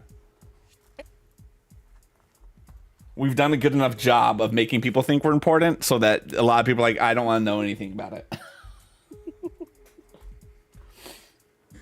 I mean, as we say, our state motto is, if you have whatever makes your state special, we have one as good, if not better. So when you're like, oh, we had a gold rush, I'm like, yeah, you had a gold rush in Alaska? That sounds interesting. Only if we hadn't had a gold rush too.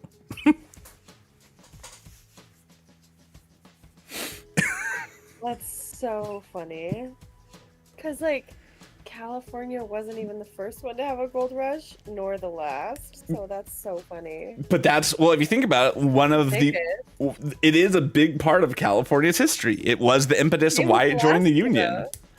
That is so funny. It's the same with Alaska, though. It's so funny that, like, it's like, it reminds me of, like, when I lived in Ireland, everyone hates Dublin.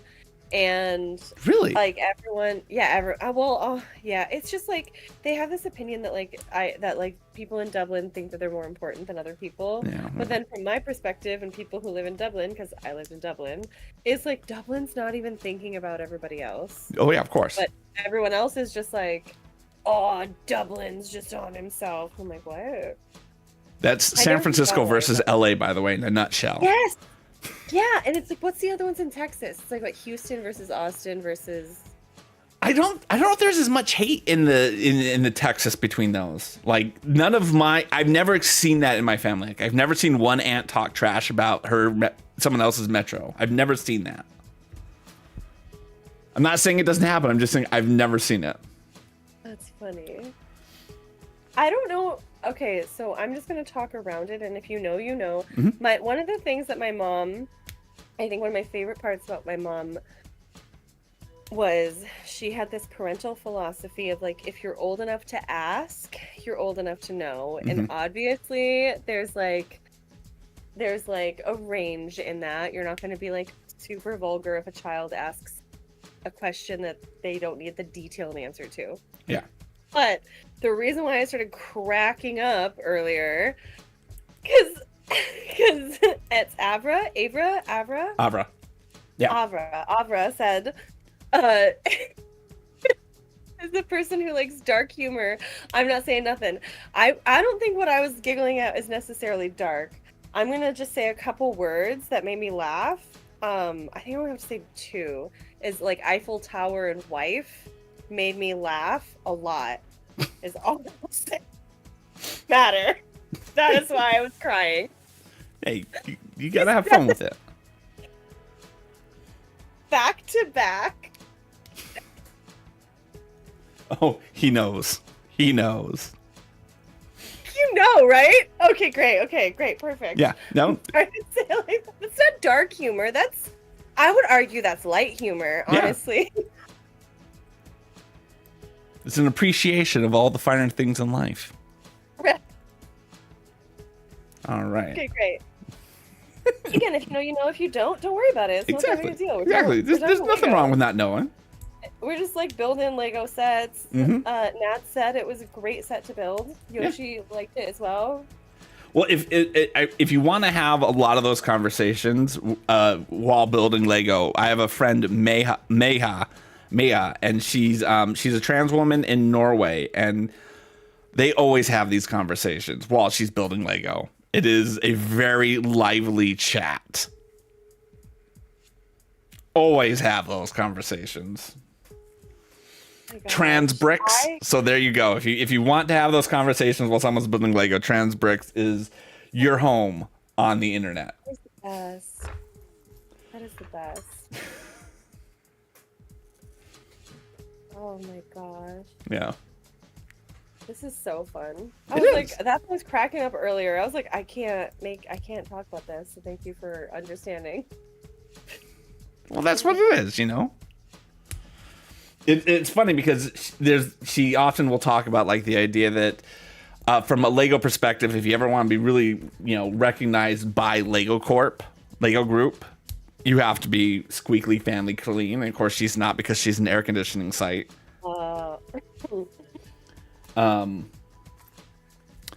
So, but that's part of it. It's like, is it worth to going to get that, but recognizing that this other thing's not gonna be able to happen, and yeah. I mean, I started this just to kind of learn more about it because I knew that my kids would grow up with this in the world, and if I didn't know anything about it, I wouldn't be able to help them through it. That was why I did this. Streaming or Lego? Streaming. Well, I figured I could help my kids. Huh? You knew streaming was gonna end up in the world, and you were gonna help your kids with streaming. Well, I started in 2020, Same. before the pandemic, but again, I looked at the media landscape, and I looked at social media, and I looked at all those things, and I just knew that this was what kids are going to be talking about. This is what kids are going to be dealing with. And I wanted to learn about it because there's so many parents around here who just have their head in the sand about these types of things. They're just not ready for it, I guess. And my son's turning 13 this summer, so he is going to be legally old enough to open all those accounts with my permission. Wow, that's so scary. What the heck? We think we're going to start him with a Be Real account, which I know, super popular. We're going to start it on the biggest social media site there is. I don't know if you've ever used that one. Nope, not at all. Do you even know what it is? Nope. Sounds terrifying. It's actually, I think it is a good one to start, particularly learning about what it means to be, how realistic social media really is. Once a day, you get a notification on your phone that, hey, this is the time to be real. And you take a photo using both cameras on your phone, and that's it.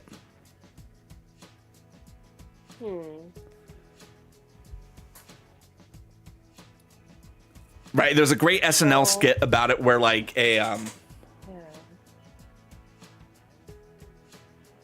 where there's a bank being robbed, but it happens to be right when Be Real happens, so everyone in the bank is trying to get their phones out so they can take their Be Real while the bank robbery is happening. When did that skit come out? Heidi Gardner's in it, so it's relatively new enough.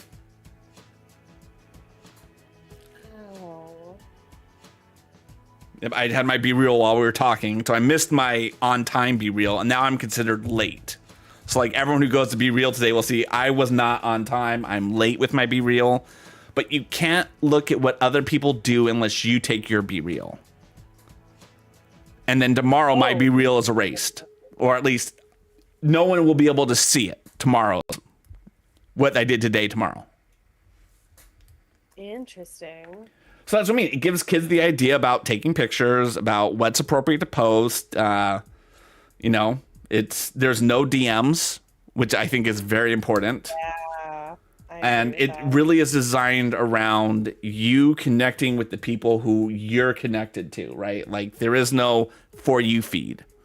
There's the 5 people I know on Be Real, and that's it. So then what makes you say that versus Snapchat? Because I'm not gonna lie, I hear Snapchat. So I think Snapchat is wide open. You can find people and stuff? I thought you could only find people by your phone numbers. Nope. Snapchat is anything. You get a username, you can do searches. There's lots of ways to find people on Snapchat. So scary. I hate it. Yeah, it's Hi, Beer. scary as being a parent. Beer Wine Spirits is an Australian streamer who does not drink alcohol. Oh, nice. I think it's funny because his name is Beer Wine Spirit. A fellow teetotaler. Yeah. Nice. Hi. We're building Lego. We're having a good time too. Having a good time. It's lovely. That's what it's all about.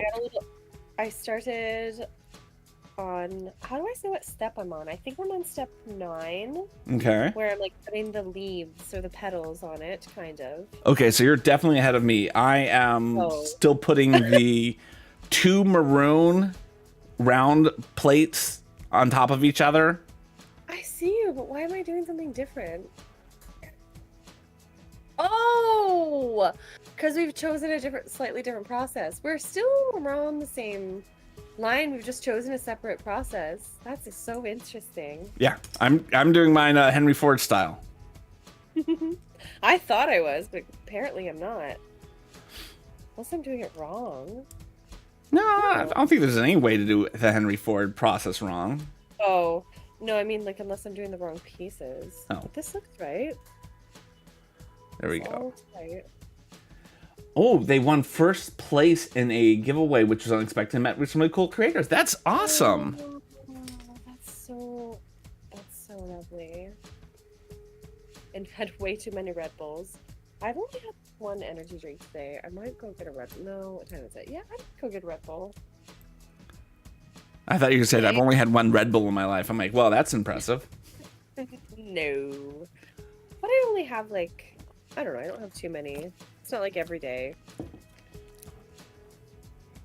I don't see the difference between that and coffee.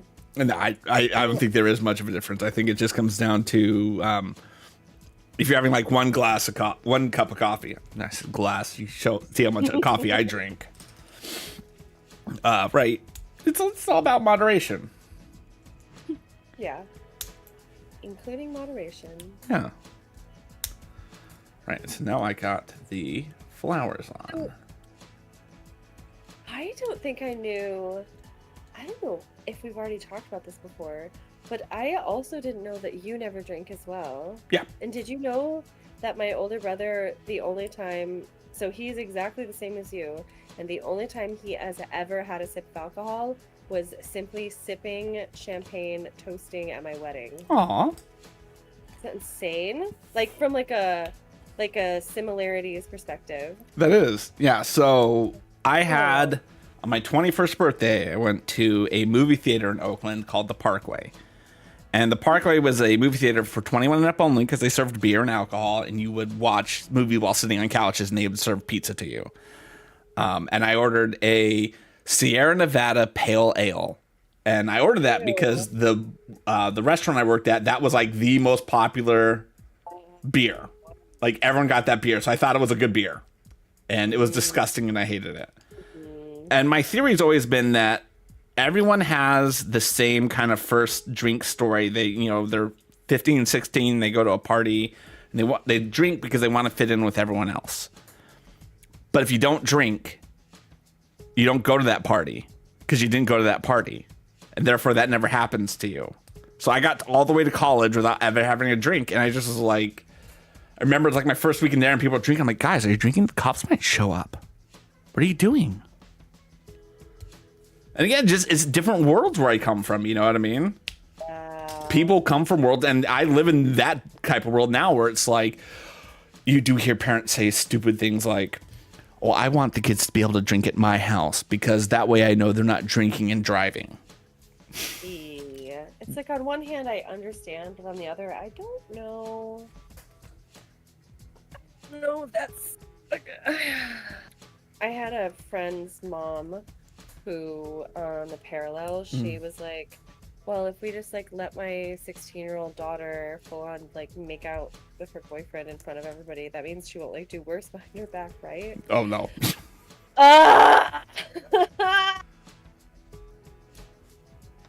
Rhodey was also a designated driver until she was 21. So I had that.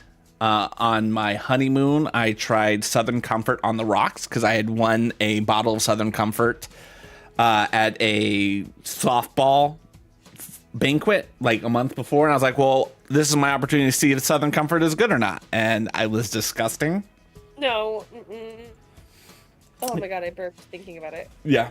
So that's pretty much it. I mean, it's chemicals, it's poison, it's not that exciting.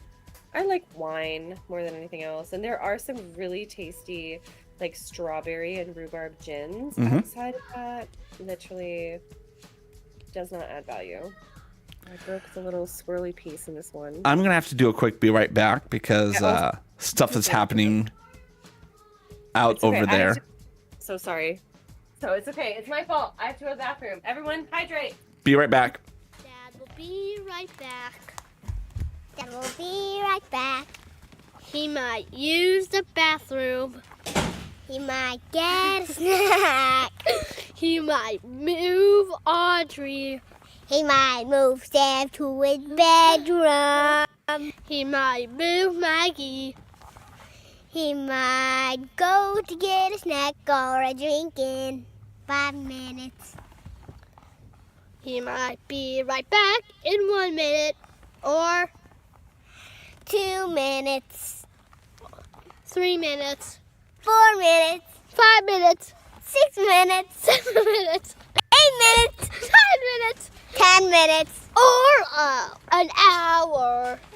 If you see a streamer's name pop up in the chat, he might come to rate someone. He might just come to go. He might just come to go to the bathroom also. And please don't say you need to go poop. And I was ready for the grand finale, and we all chat. He's gonna be right back. He's gonna be right back. Dad will be right back. Dad will be right back. He might use the bathroom. He might get a snack. He might move Audrey. He might move Sam to his bedroom. He might move Maggie. He might go to get a snack or a drink in 5 minutes. He might be right back in 1 minute or 2 minutes. 3 minutes. 4 minutes. 5 minutes. 6 minutes. 7 minutes. 8 minutes. 9 minutes. 10 minutes. Or an hour. If you see a streamer's name pop up in the chat, he might come to rate someone. He might just come to go. He might just come to go to the bathroom also. And please don't say you need to go poop. And I was ready for the grand finale, and we all chat. He's gonna be right back. He's gonna be right back. Dad will be right back. Dad will be right back. He might use the bathroom. He might get a snack. He might move Audrey. He might move Sam to his bedroom. He might move Maggie. He might go to get a snack or a drink in 5 minutes. He might be right back in 1 minute or 2 minutes. 3 minutes.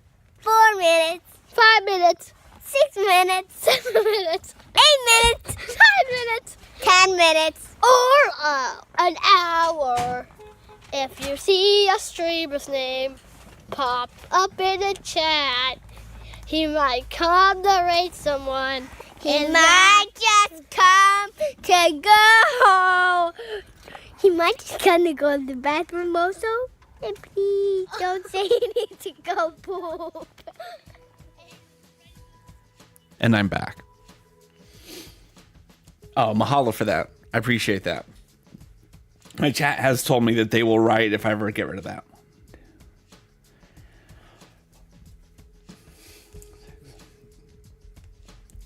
7 and 8. Now I've built one of the stems. So I missed a lot of conversation about alcohol. And while Allie is still away from camera, I will read. Too many Red Bulls, that's the thing. I did see that. Caffeine. Extra donut. You don't drink for reasons you don't talk about? Hey, no, that's completely understandable. Yeah, and you know, it's good to recognize when those types of things happen, Aubrey. And I thank you for sharing. Rhodey was the group mom. You were deso for a year until you... Wow.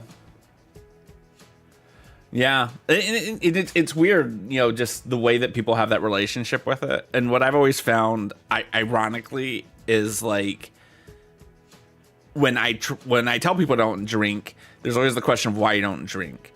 And when I was younger and less confident in who I am as a person, it was this element of like, if I told them I didn't drink, I had to tell them why, because they couldn't just accept the idea they wouldn't drink. And unless it was that I'm an alcoholic, like that was the only legitimate reason why someone wouldn't drink, I think, for a lot of people. There's lots of questions, right? Like, it's like, oh, I don't drink for religious reasons. Like, oh, wow, we don't want to hang out with you. Oh, I don't drink because, yada, yada. There's so many reasons, but the only one that seemed to be socially acceptable that wouldn't harm you socially, I always found, was that you had a problem. Like, they're like, oh, he used to be part of us, but he's not. And now I just don't care. I had the realization, I would say, when I was about 30 that, do I need to hang out socially in bars? So, I mean, I was a bartender, and I'm going to be honest. Unless I'm being paid to be there, no thank you. Yeah. No thank you. It is what it is. People enjoy it. Some people don't. Yeah. Yeah, I do love like a good, like a beach bonfire with like a 1 or 2 drinks. I really like that. A good like wine tasting with a good like charcuterie board. Like there's like specific circumstances that I really enjoy, but outside of that, it's like you don't even need it though. Like you can get a tea, you can have coffee, you can have literally anything else. Like there's also, they're making more like mocktails, which are not, they take non-alcoholic things and then make the same cocktail. No, they make like an entirely specific drink with non-alcoholic drinks in mind. Yeah. Or ingredients. And those are always delicious. Oh, so good. My favorite mocktail to make actually is the original recipe for Shirley Temple. Ooh. The original recipe. So it's not what people think it is. It's. I know it was maraschino cherry. Nope, no cherry in it. It's 2 parts ginger ale. Ooh. 1 part orange juice, and a splash of grenadine. Oh my god. That's incredible. It is delicious. And the thing about it is when you order that at a bar, 1, the bartender's going to look at you a little funny. But 2, when you're like walking around with that, no one knows that it's not alcohol. Because it looks like alcohol when you're carrying that around. Yeah. Whereas like a Coke, no one looks at Coke and think, oh, that's a weird looking beer. Yeah. But yeah, my go-to when I don't want to drink, but I don't want people to question it or anything, is number 1, don't hang out with anyone who's going to question if you're drinking. Or exactly, not. yeah. But secondly, just like soda water and lime. Yeah, well, yeah, that works too. So good. So good. Yeah, I've had a lot of friends who've always like, or quote unquote, let's take it back. I know a lot of people have always done the, you know, like, oh, maybe you just need to try this one drink and all those type of things. And the thing that has always worked, never fail, is asking them if they want to have gay sex. That works 1,000% of the time. Because it's like the idea to them that you wouldn't drink alcohol just because you don't want to drink alcohol is why? Well, obviously you haven't had the right alcohol. And for a lot of, it's always a straight man who is doing this, right? It's always a straight man. So when it's like, how do you know you don't want to have gay sex? Have you just not had the right gay sex? Right? Like, that's what it is. Like a silver, but like I'm into it. Like, yeah. No, it bothers me. Be right B should be lit on bingo. Yes. Sorry. Thank you. Someone reminded me that I didn't do Be Right B. Because I did the Be Right Back. That's one. I need help with step number 10. Aloha the Bot has definitely made a joke, by the way. At some point, they made the joke. Trying to see if these... And the other ones. Sam crashed the stream. I've lost my train of thought. I have not used a brick separator. I have finished a bag, and someone just got bingo. Okay, I feel very good about that, and I just think someone else got it too. Active game. Yeah, someone got it. Oh. I feel really silly right now. Why? I can't understand how to do this piece. What? Could you help me? What is it? It's page number 14. It's step number 10. It's when you need to put the petals onto like the loopy maroon bit. You've already done it there. I see you. Yeah. So page 10. No. Page 14. Page 14. Step 10. The oldest living rose is more than 1,000 years old. And it's when you take these petals, it's like they go onto the dark maroon brick, I think. Yeah. So we're obviously doing different ones. What? Are you sure? It looks like we're doing the same. I'm looking at your stream right now. Are we doing different? Oh my god, we literally are doing different ones. You're doing the one with the whip. I'm not doing the one with the whip. Okay, so I know how to do that. I know how to do that. So the key to this particular step is that if you look at that, it's a 1x2 rounded plate, right? Mm-hmm. There are holes inside of them, right? They're hollow, right? Mm-hmm. So that is going to slide on, and there should be a light mint green U that sticks up from the outside. Yeah, and I stuck those on. And that's going to slide into one of those holes.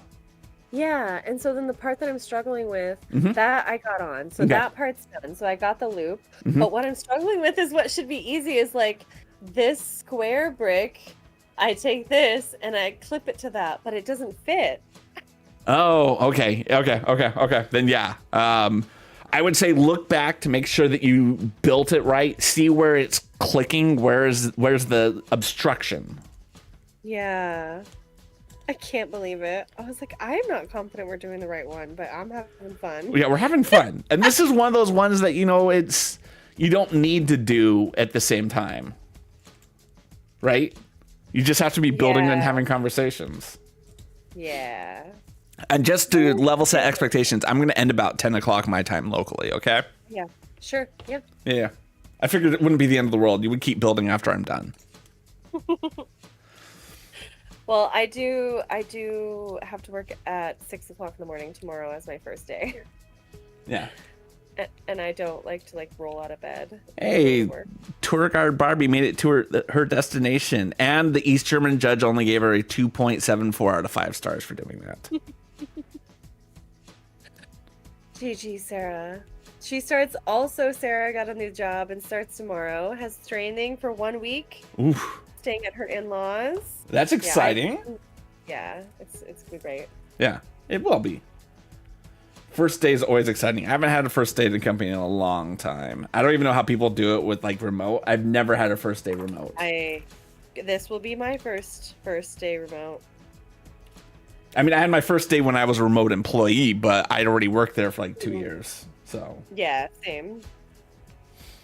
I don't even know what that would be like, honestly. It's gonna be very weird. I'm excited to be in my position once I'm settled. Yeah. But I'm going to be in a group call with 10 other people doing role play in a sales customer service call center job. The next 2 weeks is going to suck, but then I never have to do it ever again. Exactly. And that's part of the fun of it. It's been a long time since I had to do that I was answering phones. I had to do that when I was at Mass Mutual. And yeah, I do not miss it. I hated the grading they would do for us. Because you would get 2 calls a week would be reviewed. And my department, we had so few calls that oh no. It'd be 2 of my 5 calls are getting reviewed. And I remember someone got a perfect score one time on a call, and then they played the call so everyone could hear what a perfect call sounded like, and we all were like, oh, there was nothing special about what they just did. Oh. think it's going to be like call center fully. I think it's going to be more focused on sales, but I don't know what that fully means for this. Yeah. And I won't until I get through training, but still. Yeah. All right. So I got one of my roses done. I'm doing the one with the big flowers that hang down off of it. Oh, these look so pretty. I love how multiple of them had baby's breath with them.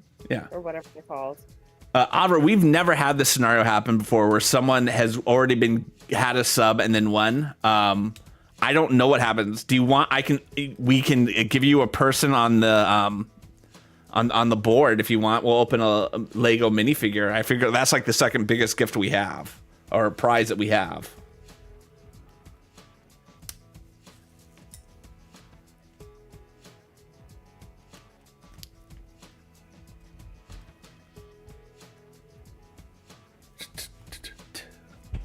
Never thought things through too much. And there we go. You also pass it on to the next person. There you go. There we go. We will do that. Gift a sub. So exciting. Never happened before. Yeah. Well, I mean, you know. It's exciting. It is. We've passed it on. Danu Jew has now got a gift sub. There we go. Danu. This may be my high point in the number of subscriptions I've ever had in my life. Wow.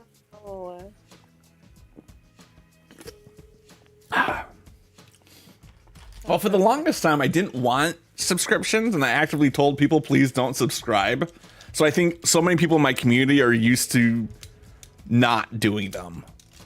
Not that I want subscriptions now, but I think that's just, it's part of my community. Like, there's never been a person who's done those type of things, and I'm okay with that.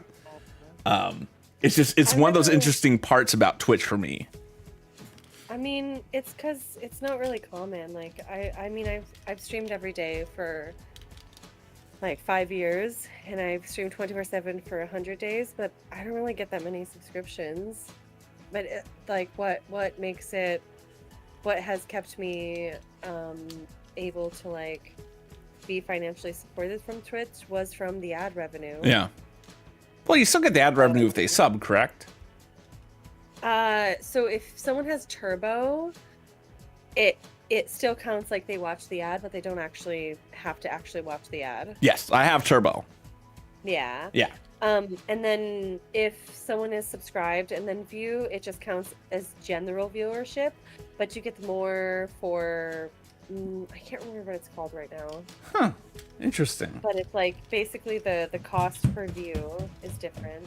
Interesting. But like it's very rare. Like even like many streamers don't make the majority of their income from subscriptions. They make it from like gaming deals and like being sponsored and things like that, like, or ad revenue or stuff like that. But very, very, very rarely does it have to do with like actual.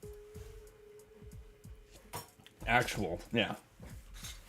All right, now I'm going to work on the one that you're working on. I finished those 4. I think I'm almost done actually, like with all of these 4. Oh, well, there you go. Then we can go to the other one that neither of us have done. How about that? So that would be the one that has the skinny one. I was like, this is my second ever Lego set, but I was like, something in my intuition is saying this is not the right set, but like, at least this one felt more correct. It's weird because now that I'm saying it, I was like, I did say you got the one that's using the whip, and I did the one that didn't have the whip. See, the thing is, like, I didn't understand what you meant by that until I've already done it. So now that I see it and I know what you mean, because I didn't really realize, because it makes sense again now that I say it out loud and I look at it, like Lego, they basically are using the same pieces that they would use in another set, but they're using it in this one because it looks really similar, etc. But I didn't have that connection in my brain yet because I've never done this before. Yeah, so for you would never think that is a whip, but if you got Indiana Jones, and exactly. that would be a whip and brown. It's fully a whip. No, that makes sense. But I like didn't make that connection. All I remember was like the white flowers and then like opening bag 5 and 6. That's also confusing. Is I opened bag 5 and 6? Like, how did we do the wrong thing? It literally says. Yeah. Well, I think, because what it was, I didn't, so mine have been opened already, right? My kids went and built these. And so then I disassembled them and I'm building them again. Oh. So I was like, okay, I think this is the right one. Yeah. It's like, it's fine. We're having fun. Exactly. That's the whole point. You're having fun with it. All right. I have the baby's breath built. You have the baby breath and you have the big ones with the whips. Buds. Yeah, I got the buds, but I need to put the leaves or the stems together for that. And that's easy. Doing the stem is easy. And baby's breath is, I would say that's the hardest one in terms of your hands cramping up is the baby's breath. Yeah, that's what was happening. It was the baby's breath that I was complaining. I was like, And believe me, taking apart the baby's breath is not fun. Because you're just doing it in reverse and they don't pull off as easy as they slide on.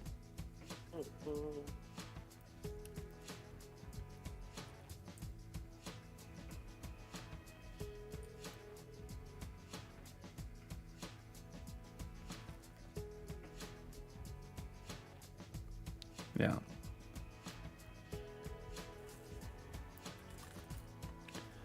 This is a fun build. I do like this build. Uh-oh, you dropped something off the back end? I did. Oh, it was my fan. Okay. And I love that, like, I can see the baby's breath in your, like, picture, and it really does look like it.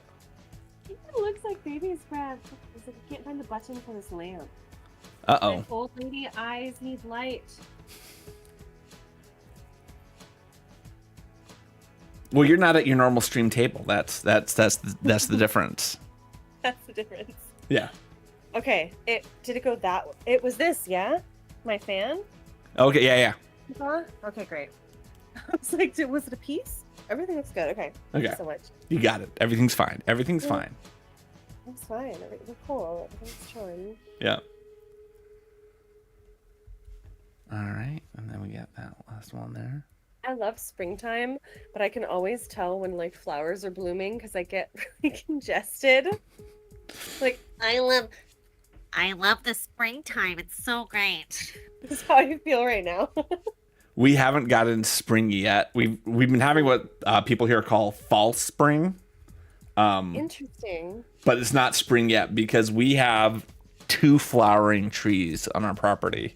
And that's when I can see the flowers bursting. That's when I'm like, yep, it's spring now. Oh, interesting. Yeah. And it's weird because it's like, we keep them because like obviously they're beautiful when they're flowering, but like the rest of the year I'm like, I kind of hate these trees.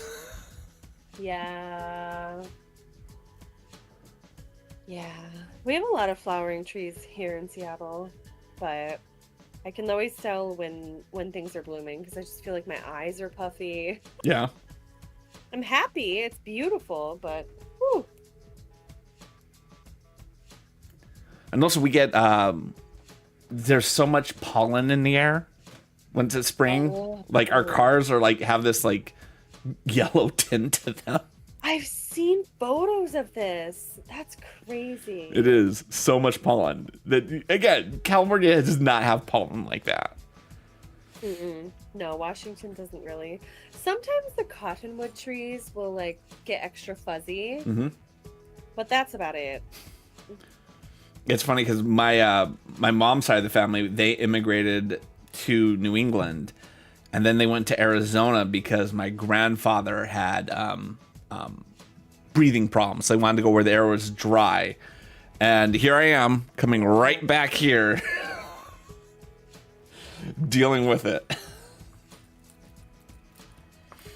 That's so funny. Yeah. Well, it's interesting because like I found their I was at my mom's house after I moved here, and I realized that they were living in Rhode Island when they got married, when my great grandparents got married. But they got married in Enfield, Connecticut.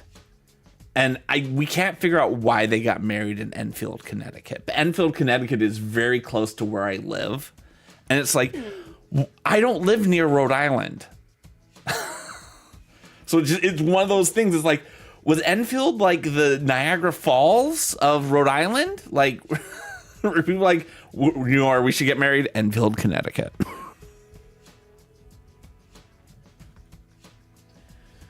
You've seen it once in Oregon. I love Oregon. Oregon is one of my favorite states. Although I don't think I'm allowed to legally say that as a Californian. Oh wow. There's beef.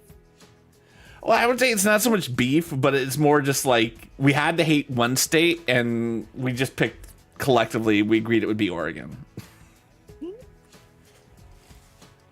Southern.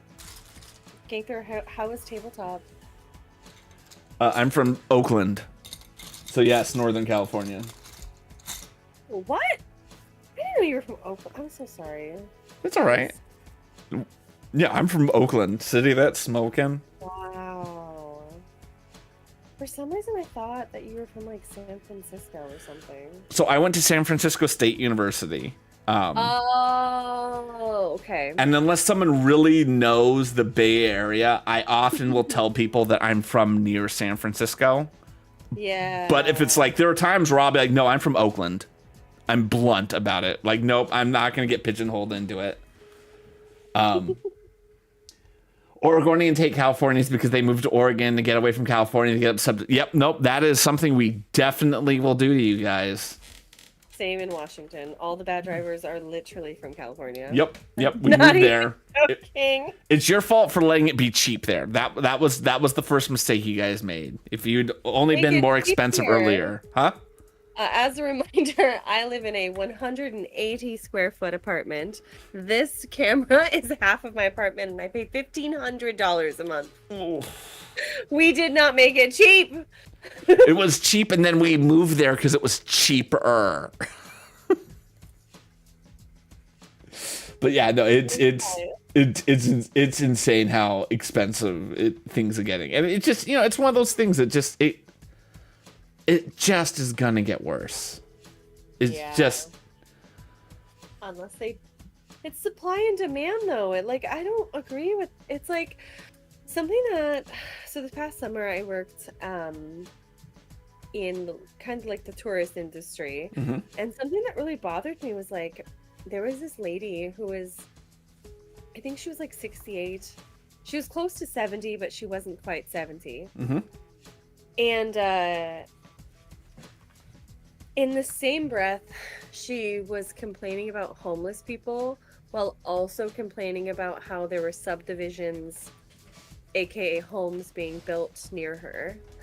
And so to me, it's always really challenging because it's like, I don't want us to pave paradise and put down a parking lot. Fully, absolutely not, especially as an Alaskan, blah, blah, blah, blah, blah.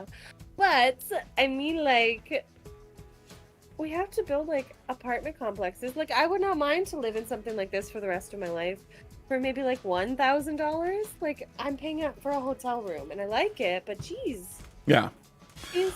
Well, I've heard this said by smarter people than me, and I think it's the absolute truth. We can either have affordable housing or we can have housing as an investment. And until housing stops being an investment, we're not going to have affordable housing.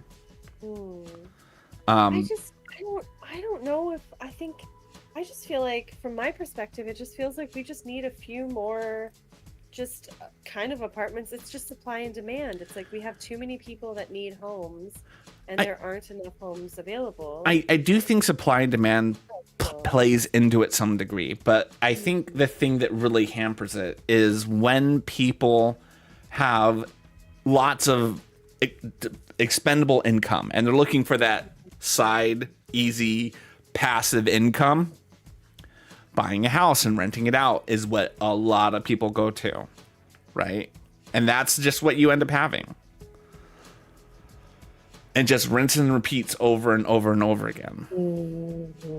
And so when they talk about like, oh yeah, we just need, particularly here in Massachusetts, this one thing they talk about, like, oh, we're going to do our best to fund affordable housing for people. I'm like, yeah, this is a great idea, but we have to make sure that the only people buying those houses don't own another house. Yeah. Yeah, no. Or like the corporation housing stuff. Sorry, what I can't barely read chat. I'm so sorry, you guys. No problem. Someone says, yeah. So one person says Airbnb has ruined a lot as well. Yeah, exactly. Particularly in places where people want to go to vacation. That's exactly one of the things that's happened. I'm gonna get my glasses. No problem. Yeah, I think that you have to solve that problem first. How do you build something that's affordable and you prevent people from buying it who already have something? Because unless you solve that problem, that's what it is. They'll build cheap housing and then it'll get bought up by investors, and it didn't help anyone. You have to make it so that it is not an investment. If you do that, prices will tumble. Exactly. I was responding exactly to Ganther, yeah. Because that's what I mean. Because they've realized that it is a good investment, and it's something I've been hearing forever. When you listen to like news and stuff, yeah, Oprah always said the best investment is real estate.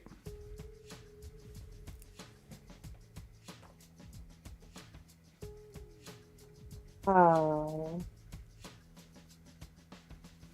Wow. Yeah. Wait, just to confirm what you're building what I am currently building, yeah? Yeah, I am flying through the baby's breath because I knew that you needed to finish what you were doing. So I'm flying through baby's breath.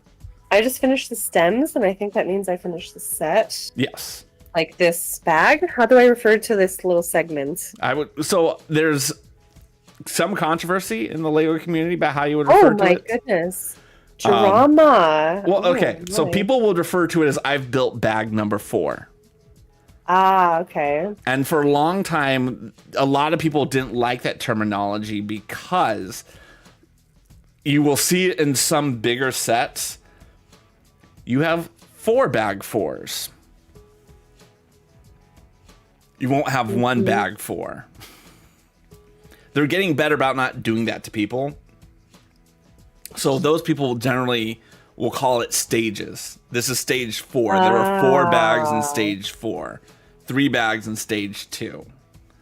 And like for me, it was such a big problem from have I lost the things I would do that when I'd get a big set that had multiple bags per stage, I would get a piece of paper out, count out all the bags for every stage, because they wouldn't have that in the manual. Congratulations, well done.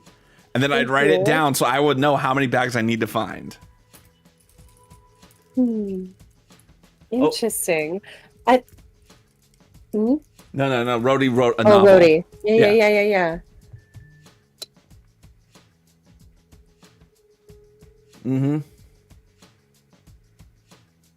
Okay, again, if anything audio-wise changes on your end, please let me know, because it keeps doing this weird clicking thing, but it seems like it's fine.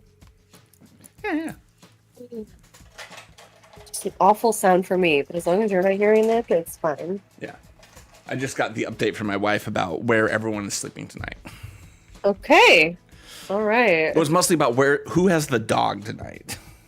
Oh, you know what, honestly, I get that. Yeah.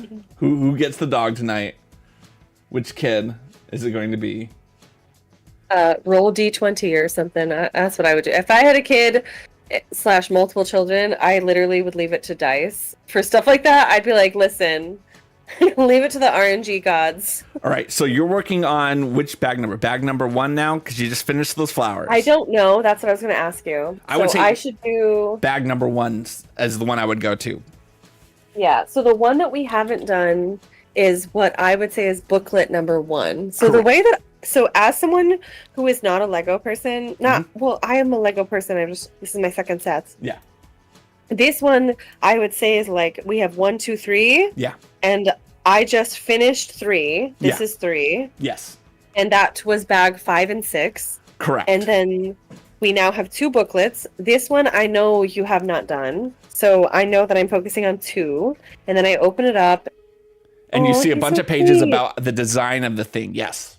And then 3 and 4 should be the bags I opened. Right? No, it should be bags 1 and 2. What the heck? Look at it. Look. So we have this one? No, not that flower. Not that flower. What? That's so the one I already this is done. the one that you just did. No. This is the one that I want to do next. Yes. Yes. So this is one we're going to do together. Correct. Okay. So I So can vouch I have that one in front of me.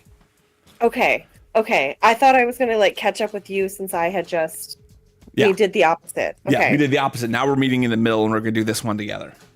Okay. This one so should did have. You already finish? This one should have this piece in it. Okay. So did you finish the one that I just did already? No, I didn't do that. I did the baby's breath and I did booklet number 2. Okay. All right. I'm locked in. Got it. Okay. Jesus. Sorry. Yeah, Is no that worries. a curse? Ganther said they would let the dog choose who to sleep with. Yes. That would be ideal if we would let the dog choose that. But then the dog wouldn't pick some kids every the time. Yeah. And that's really confusing and hurtful to a child. Mm-hmm. Yeah. I literally would just roll it to a dice, and then I would have an exception of like, okay, well, child number 1 got it 7 times in a row. Maybe not 7. I'd be like 3 times in a row, and you don't get the next round, even if you get it. Or, I don't know. And our kids also know that like we're kind of suckers for emotional manipulation. Like, I had a really tough day. I need to sleep with Peanut tonight. They do that all the time. Get each one a dog. Look, I have enough trouble getting these kids to walk the dog in the first place. I don't need a second one. And it's tough because my wife's family are not dog people at all. And so like our first dog that we had we did a little tiny beagle. So she was the smallest size of beagle and she was a female. So she was the smallest size to begin with. Female dogs tend to be smaller than their male counterparts. Yep. So we just had this tiny little beagle who didn't bay, and she just kind of slept all day, and she was just this very relaxed, easygoing dog. And now we have a black-mouthed cur. And she is... I don't know anything about that breed at all. It's basically the American dingo is the best way to describe what the black-mouthed cur is. Is the American dingo of the South. Wow. And so... Yeah, it was one of those things that was just kind of the wild dog. Old Yeller in the book was considered a black-mouthed cur. The idea is that their mouth is black, and cur is basically a mongrel. Hey. So it became one of those things where there became a look so associated with it that the dogs that had that look actually became their own breed for AKC.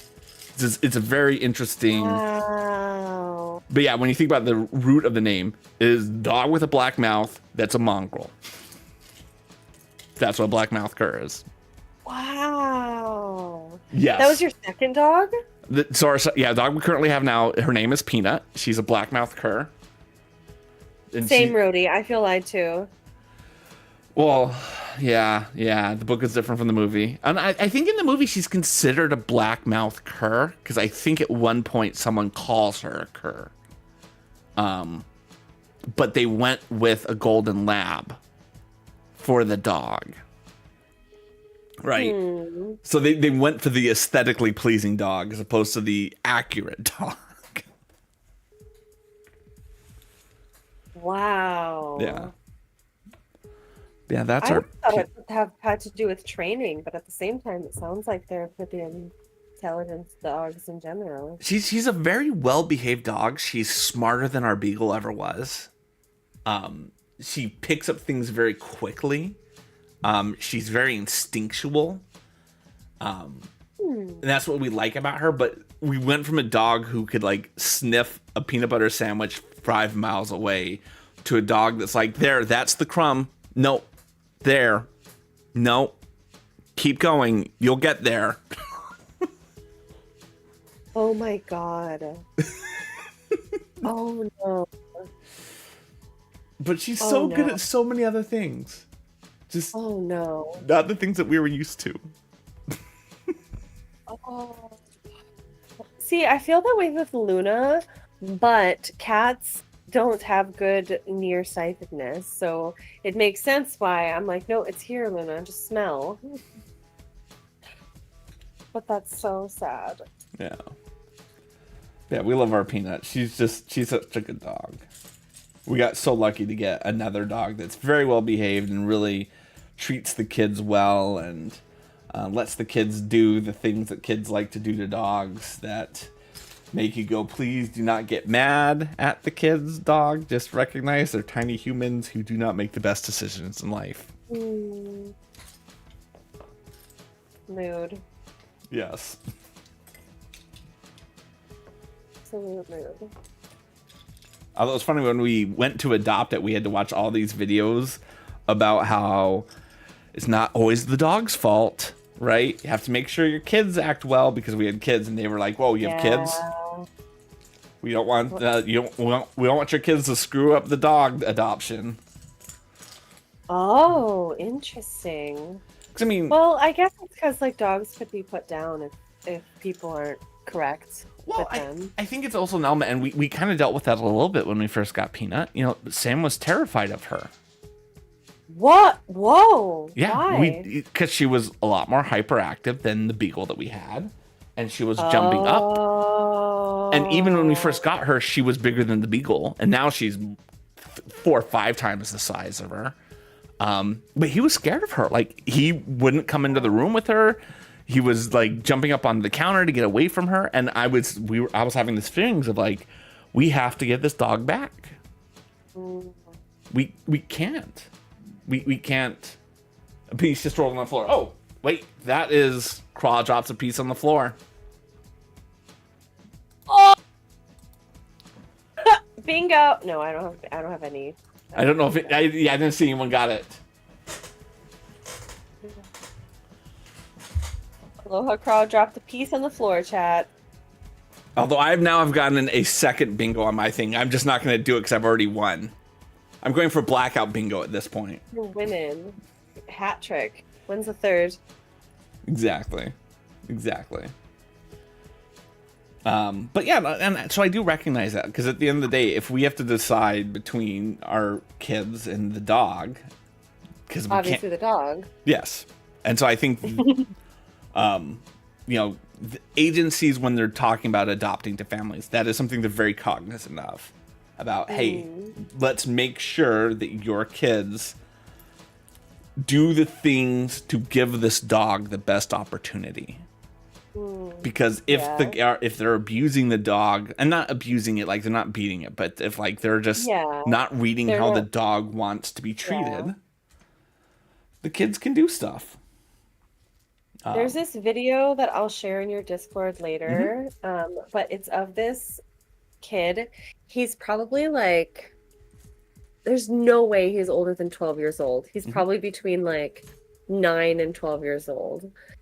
And he's holding like a giant seashell, like a massive, like, what's this called? Like I don't know how to say this word. It starts with C. Okay. Conch? Something? A conch, yes. That one, yeah. It's like a massive, so it's like a massive seashell.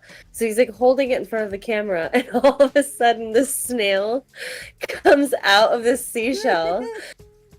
And the child like sees it, and it's reasonably terrifying. Like, even I knew it was in there. It's reasonably terrifying.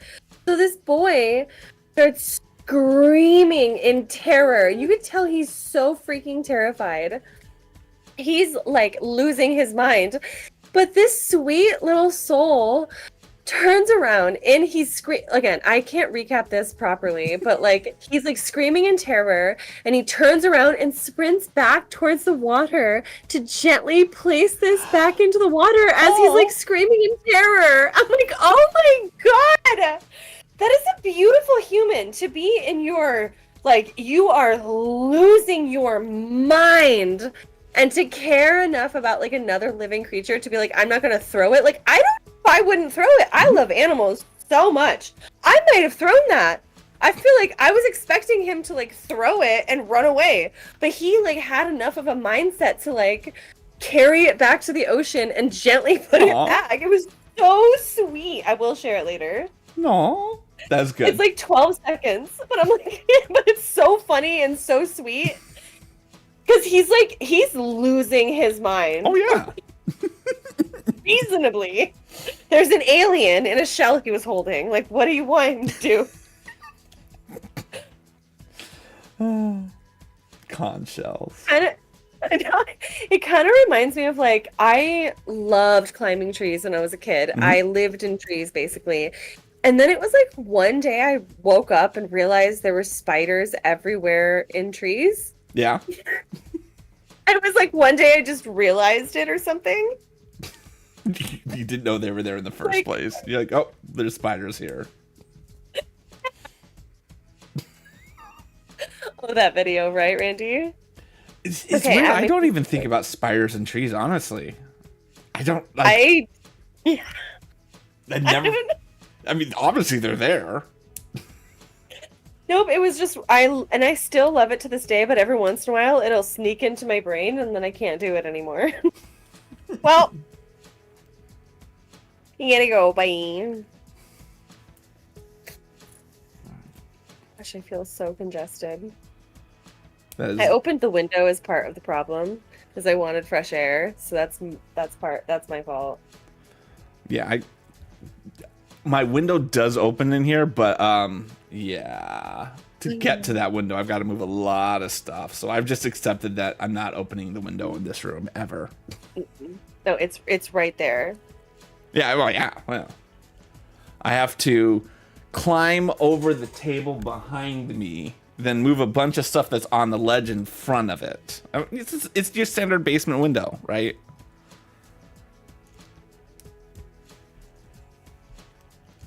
Speaking of crime scene simulator, no.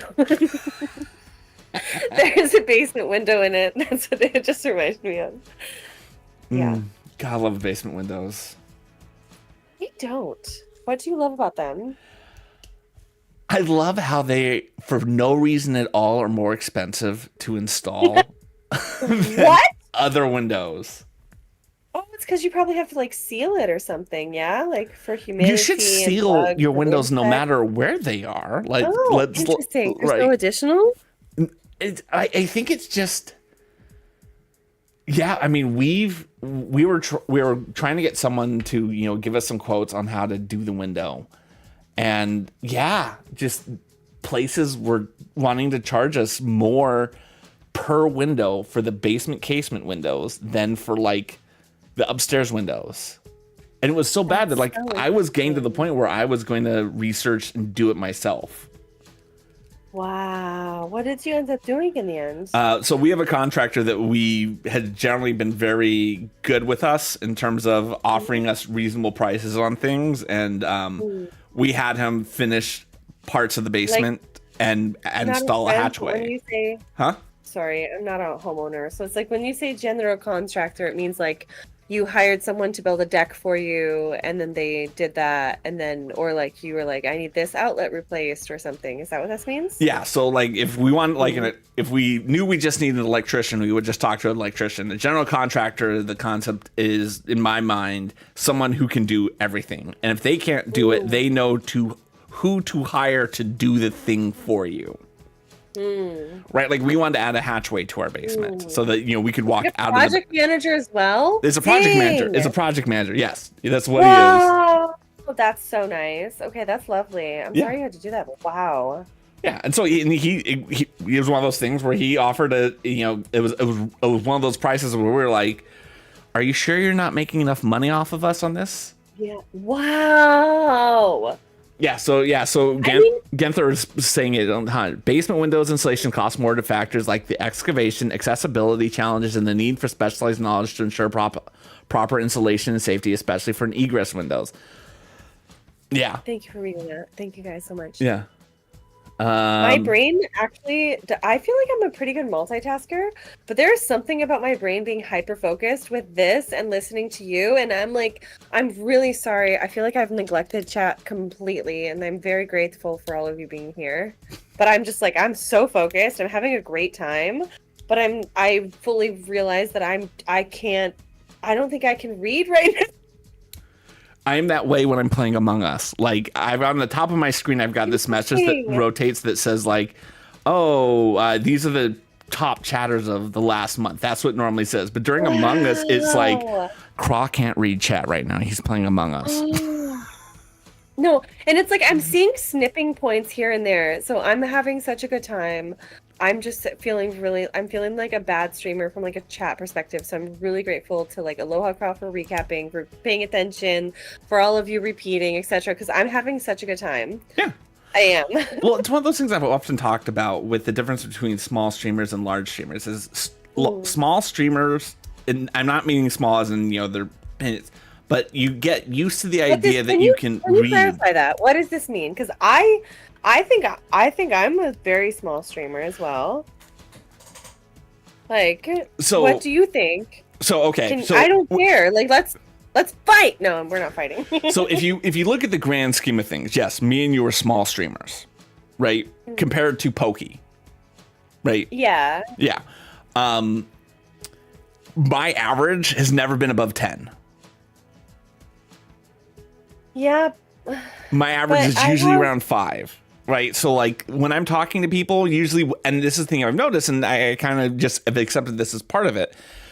If I have one person who's talking a lot, everyone else just kind of shuts up because like, well, this is the guy talking to Brian right now. Right. And then that happens to me too. I know, but I'm just saying there's a point in a growth of streamers where you can no longer expect them to read everything. So someone like BB Jess, could we ever expect BB Jess to read everything that's happening in her chat? She says she does, and I trust that she does, but you can't expect that. Quickly. Huh? Yeah. Sorry. I was going to say you can scan quickly. Like right now that I'm focused on it, I can look up and I can read all of chat in 1 second. Yeah. But I can't read it out loud, and I don't know. Yeah.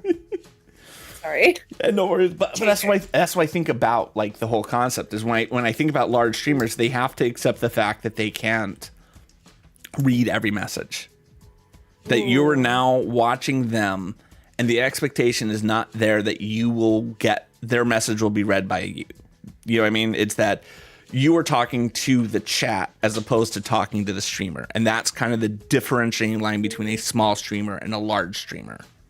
And what I notice with a lot of large streamers, because they're not interacting as much with chat, they tend to do a lot of collaboration so they have someone to talk to. Why don't they try to talk to chat more? Because they can't. They're getting 10,000 messages a minute. Is there not That makes me really sad. I mean, if you pop into someone's chat like... My friend Selena has hundreds of viewers at a time. My best friend April Anonymous has hundreds of viewers at the same time, and they see things. So I think it's probably like the people that are like 10,000 or something. You're right, but that seems so sad that there's not like. Whoa! Sorry, I heard a noise. Did you hear that noise? No. Sorry. I'm very. For the record, I am autistic and I'm very sensitive to sound, and my freaking microphone. I have not cursed yet so far, but I've gotten close, so close. But my microphone is like making crazy noises right now. It literally just made this noise. I don't even know what it was. Like, I've never heard an electronic make this. I've never dropped this. I'm sorry. Yeah. I think I need like a new microphone or something, but that was so loud. Anyway, my point is, and Rody said it perfectly. At some point, it switches from the community focus to an entertainer focus. That you're not watching a streamer because you're interacting with them. You're watching a show that just happens to be live. And that's the line between small and big in my mind. So you think we can't have both? I think it's... I've never seen someone in my mind do it both. So like the biggest streamer I watch regularly is this woman named Denims. And she mostly does like political videos, and she watches other people stuff, and she does a relatively good job. I mean, she usually has a couple thousand people in chat, and chat oftentimes is flying. Do you know Cheebs? Oh, again, these are all like people with like 200. So yeah, never mind. You mean like, can you give me a number of like when you say like big and like a viewership? Can you give me like a KPI, I guess? I see. So I don't think being emotional, and I need like a data. I need like a what to you says from like a data perspective. Is it like the messages per minute? So like if we had a messages like, right per now, minute would be kind of the barrier. So, like right now, there's like 15 plus people here. Mhm. I don't actually know the actual number, but it's like there's at least 10 people here, mostly lurking, mostly chatting. Mhm. I know we have at least 5 people chatting at the bare minimum. I'm not bad at math of that. So it's like if everyone, even in this 15, what if like everyone was sending a message like every 4 seconds within 15 messages and people, that would still be really busy. Yeah. And so it's like, what's the cadence part? Like, this is again, like my flavor of autism is I'm getting emotional about like my own journey.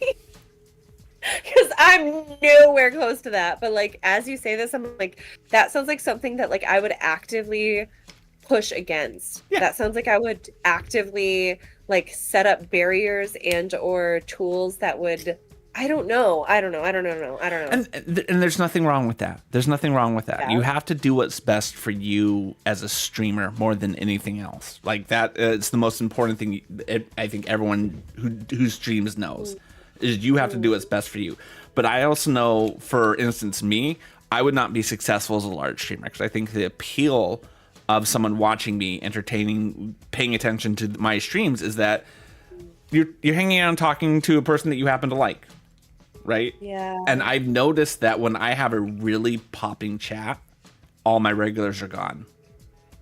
Oh, yeah. No, me too. I just take it as my friends, quote, regulars, are just feeling, it feels how I feel when I'm around, quote, strangers. Yeah. Like, when I'm around strangers, I get real quiet. I don't really talk too much. I kind of watch them for a bit.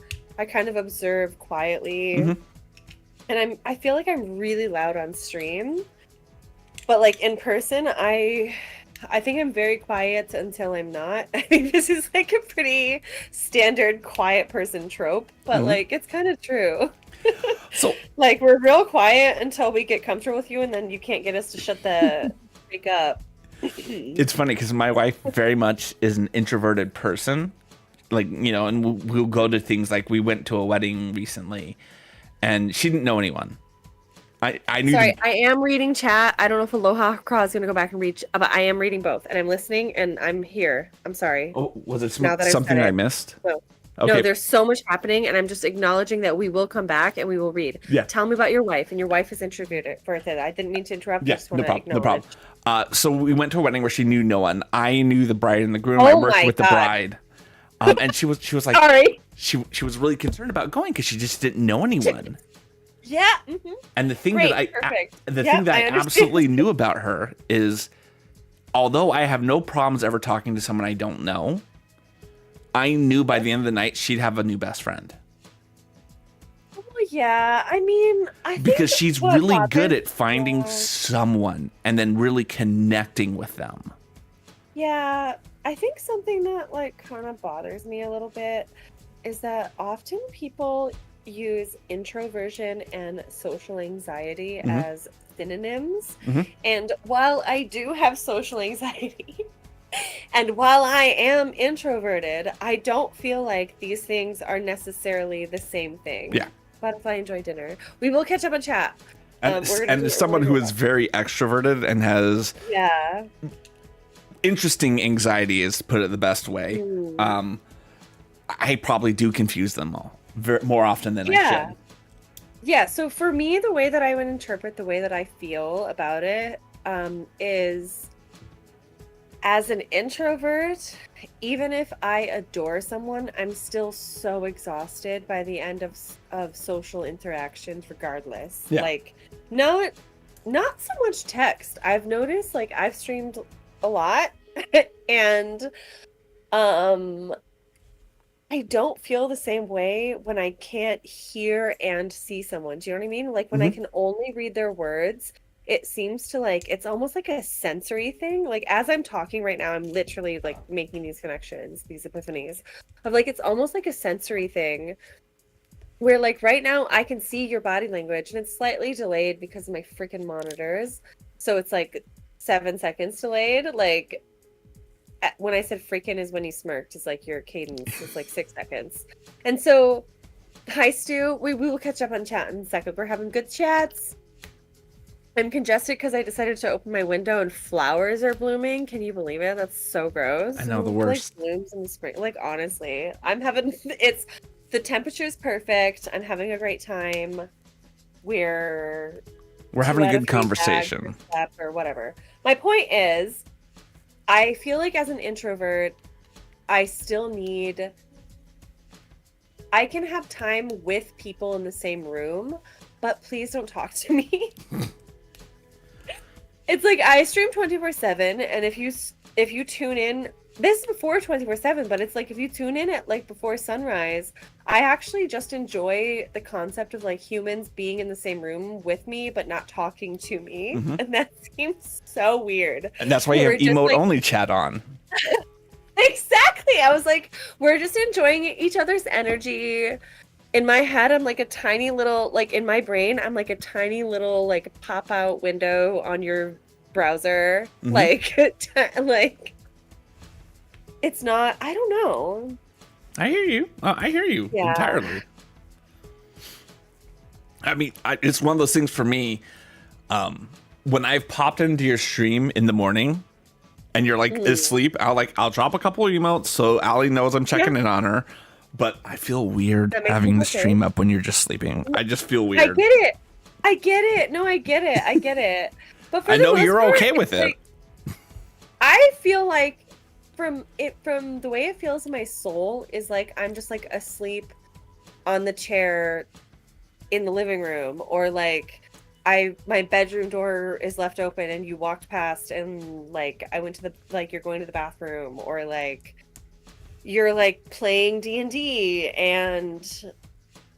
but also for the most part, like you can't even really see me. It's like the freaking promotion cards and like Luna walking around, and then you can see like my blanket moving, which I'm just like, I have like, I don't have I can't say this. Restless.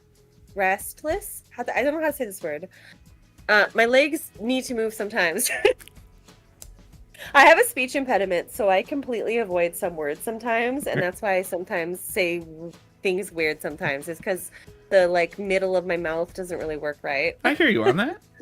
Yeah. I had speech therapy for years, so I can relate. Great. Yeah, so like and it's like kind of with the reason, did you have to, in your speech therapy, did they have you read out loud? Did they have you like read books out loud? I have terrible memory, so I have no idea. I was in like me too. K through like 3 or 4.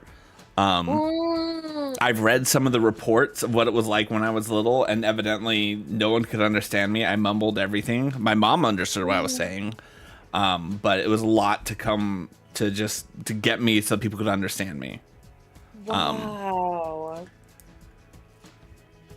Yeah, I had speech therapy until I was like 13. So from like age 3 to 13, so it was like preschool, I couldn't say certain things. Yeah. It's because it's like, yeah, you can see me.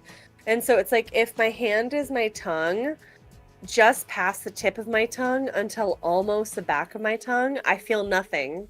I can't move it. I don't feel it. I can't do anything with it. And so sometimes like my accent or my pronunciations get a certain way because I can't do it differently. And so I usually choose, if I can't say a thing the standard way, I'll just say a completely different word. Like, or I'll like make a joke where I'll be like, I can't do these dumb diddly words, you know? Like, I don't know. No, I hear you on that. Yeah. No, I get it. I mean, it's one of those things where I know that I have an accent myself, but it's because I don't I actively work to not utilize my accent unless I feel like there's an advantageous reason for it to come out. I don't even know what your accent would be. Like, what do people tell you? So, my dad being from Texas is the twang. Mm-hmm. You have a twang? I got the twang. Sorry, I threw a Lego on the floor. I was so shocked by this. Does anyone here hear a twang? Who hears a twang? Oh, I ripped my headphones out. I got so upset. Oh, and now Luna's shouting. Oh my goodness, there's so much drama in 12 seconds. You need to calm down, Miss Ma'am. My Anyway, wife mocks me over the twang. Stop it. Yeah. So my grandma was born and raised in West Virginia, but she moved away when she was like 12 years old. Mm-hmm. And I was the only person in our entire family who heard my grandmother's West Virginian accent. Everyone was like, Grandma doesn't have no Southern accent. That's not what they sounded like, but that's really decided to just like lean into it. Like, I was like, are you serious? You guys don't hear this? I don't understand. Hey, you're not used to hearing it. There's certain words that trigger me. There's certain situations that trigger me. My most Alaskan Northern is big. Okay. I think that's my most. And button. Everyone makes fun of me for button. Button? What's wrong with button? This father. You almost got me, Batman. You almost got me.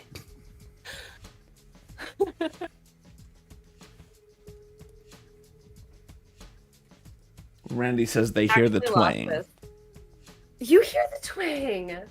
Randy is from Texas, so he has more authority than almost everyone in chat. What part of the great state, if you don't mind sharing, but without doxing yourself? Houston? The South. The South. Canther loves the way you enunciate your T's. Oh! Thank you. My mouth can't do it any other way. Okay, I've actually lost this piece. It's gone. We're giving up. We're giving up. I lost one of the little foot boys. Like the little bar foot boys, you know what I'm talking about? Mm-hmm. The red piece? Yeah, I lost one of them. It's gone forever. Well, hopefully we'll give you a couple extras. You're in Houston. Okay. And notice how I said Houston, not Houston. I'm pretty sure it's Hueyston. I was trying to think of the most triggering way to say that. Did I win? Possibly. My dad would be the one triggered. I wouldn't be triggered by that.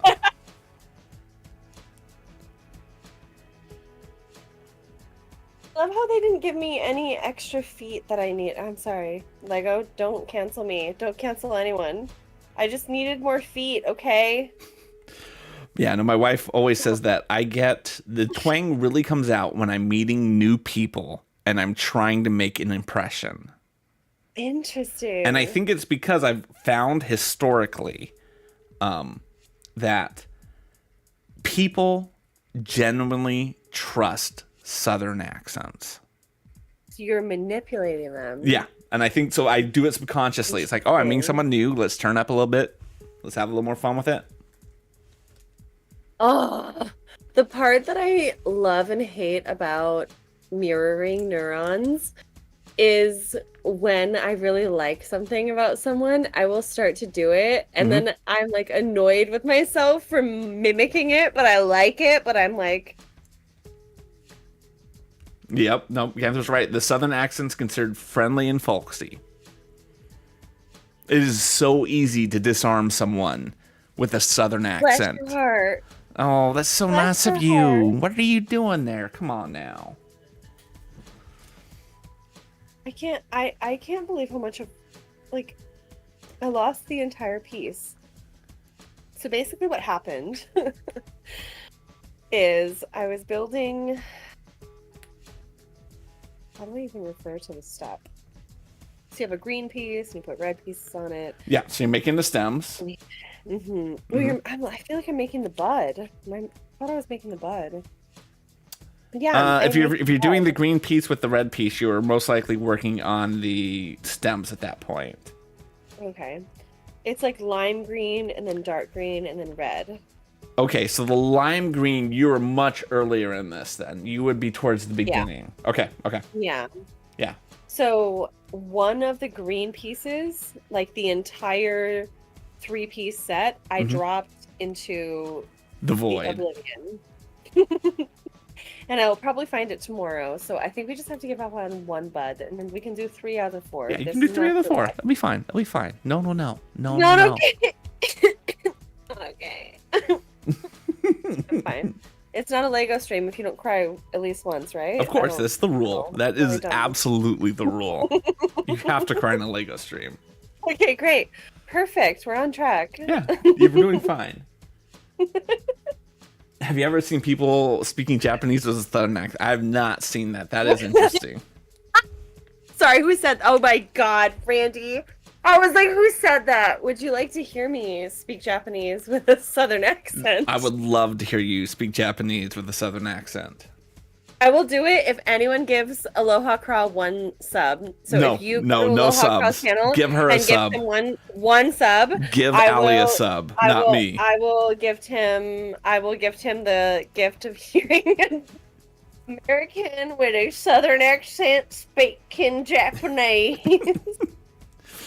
So you sound like you know Japanese, correct? So, long story short, without being overly emotional, I was married to a Japanese man for 11 years. Okay. Mahalo, Jartis1. Thank you so much. Jartis is an indie developer. Oh. And he made this game. He's wonderful on every level, and he makes music, jazz music, and like lo-fi music. He's a wonderful, beautiful, wonderful soul. Yeah. Everyone should follow Jartis. I mean, that was a weird glitch. Did you hear that microphone? That was so... Okay. So... I don't know. I feel like the best thing I can say is I don't speak Japanese. I feel like that's the best thing I can say. So, so to say I don't speak Japanese is Nihongo hanasemasen. That is like the most accurate that I would say it. Wow. The way that I would say it in a American with a southern accent is Nihongo hanasemasen.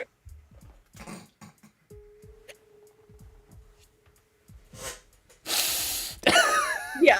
The other thing is to count to 10 is ish ni sanji go nana hachi kuju. Mm-hmm. And the way that I remembered this is in English you say ichi ni san Nana has to kill you. Do itashimashite? Yeah, you know? No, I don't. Do itashimashite, I believe means like I'm okay. Wait, can someone tell me? What does don't touch my mustache mean? Don't think I know that one. Do itashimashite? Don't touch my mustache. I don't understand. I think I'm missing a piece. Nah, it's okay. Anyway, my ex-husband was Japanese. Like, his parents are from Japanese, and I would make him laugh. I love making people laugh. And I would make him laugh so hard with me trying to learn Japanese. So I would remember it in weird English phrases. I can't remember something about landing an airplane, but I can't quite remember that one. Good night, oyasumi. Mm-hmm. Oh yeah, some meat. Yeah. Oriwa. Orewa. All right, so here's one of the interesting things I remember from my time in Japan. Chizu. Why are there not more photos of people in Japan with it from saying chizu? Chizu. It's cute. Also, oh, sorry, when you said that, it reminded me, I'm allergic to cows. I'm allergic to everything from beef. Gyuniku is the word in Japanese, which means cow juice. Oh. You're welcome. Yeah, that is interesting. Very interesting. Oh, our bots are talking to each other now, by the way. I know. I tried to tell them to stop, but they just don't listen, honestly. Well, no, what it was your bot said something in Japanese, and then my bot responded, why should you say the word Japanese a lot in kanji to your Japanese speaking friends? It means a lot to them. I like that. Like that. Anyway, this has been so much fun, but it is way fun. past my bedtime for my friend. I know. This is so much fun. I'm congested and need to close my window and blows my nose. I can't wait to do this again. This is so lovely. Yeah. And please finish this when I'm not here, because you deserve to have those flowers up, my friend. Let's see. We have 45 minutes until I have to go to bed because I work at 6 a.m. Seattle time or 9 to 5 Eastern. There you go. You got your 9 to 5 on. Got my 9 to 5. Thank you. I hope you sleep well. Yeah. Now, if I raid you, everyone comes to your chat, right? I think so. I actually don't know how that works. I'm not gonna lie. Every time we've done this, well, I'm not gonna do my raid song because I'm already just coming. What? Huh? I feel. What the heck? You're not gonna do your raid song? Yeah, it'd be weird to do the raid song when everyone's just gonna stay with you. But I thought I was gonna get this live. You want the raid songs? What you're hearing? Correct. Okay, I'm gonna have to do my best not to scream the raid song out, but we'll do the raid out song. Okay. Luckily, I didn't hit enter, but we'll do the raid song. Oh, my thing is going slowly. Good, because Spotify won't pause. Okay, I'm ready. I never thought it'd be so tough to close the stream. Flying high, yeah, in Microsoft skies. The plane was soaring through clouds so high. But now that we've landed, we bid the LEGO set aloha. 'Cause I can never make you unhappy. No, I couldn't do that, chat. Only wish I'd have to go. Makes it so very hard to go. Boundaries are important. 'Cause it's time to raid. I've got to go to bed. Add that. Good night. Do you know the spiritual song, by the way? Yes. No. I learned through you. I didn't know before Lego you. bricks clicking as the plane cruises on. It's a great song. In the virtual cockpit, and the stream rolls on. The set's taking shape. I really need to update this because I don't do the flying anymore. But now it's time to stop. But the building sees. We move on to a new friend. Her name is Allie, and she's building some roses. I'm gonna spread the aloha spirit. 'Cause I could never make you unhappy. No, I couldn't do that, chat. Only wish I'd have to go. Makes it so very hard to go. 'Cause it's time to raid. I've got to go to bed. Mahalo, Ali. This was such a fun stream. I was looking forward to this so much. This was really meant all of my things.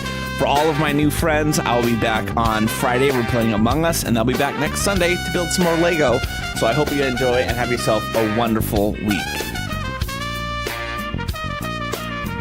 'Cause I could never make you unhappy. No, I couldn't do that, chat. I only wish I didn't have to go. Makes it so it didn't like your name for some reason.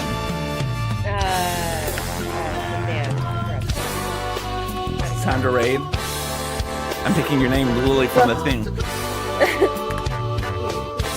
It says an invalid username again. Yeah. I'm putting it in exactly the right way. I got my action.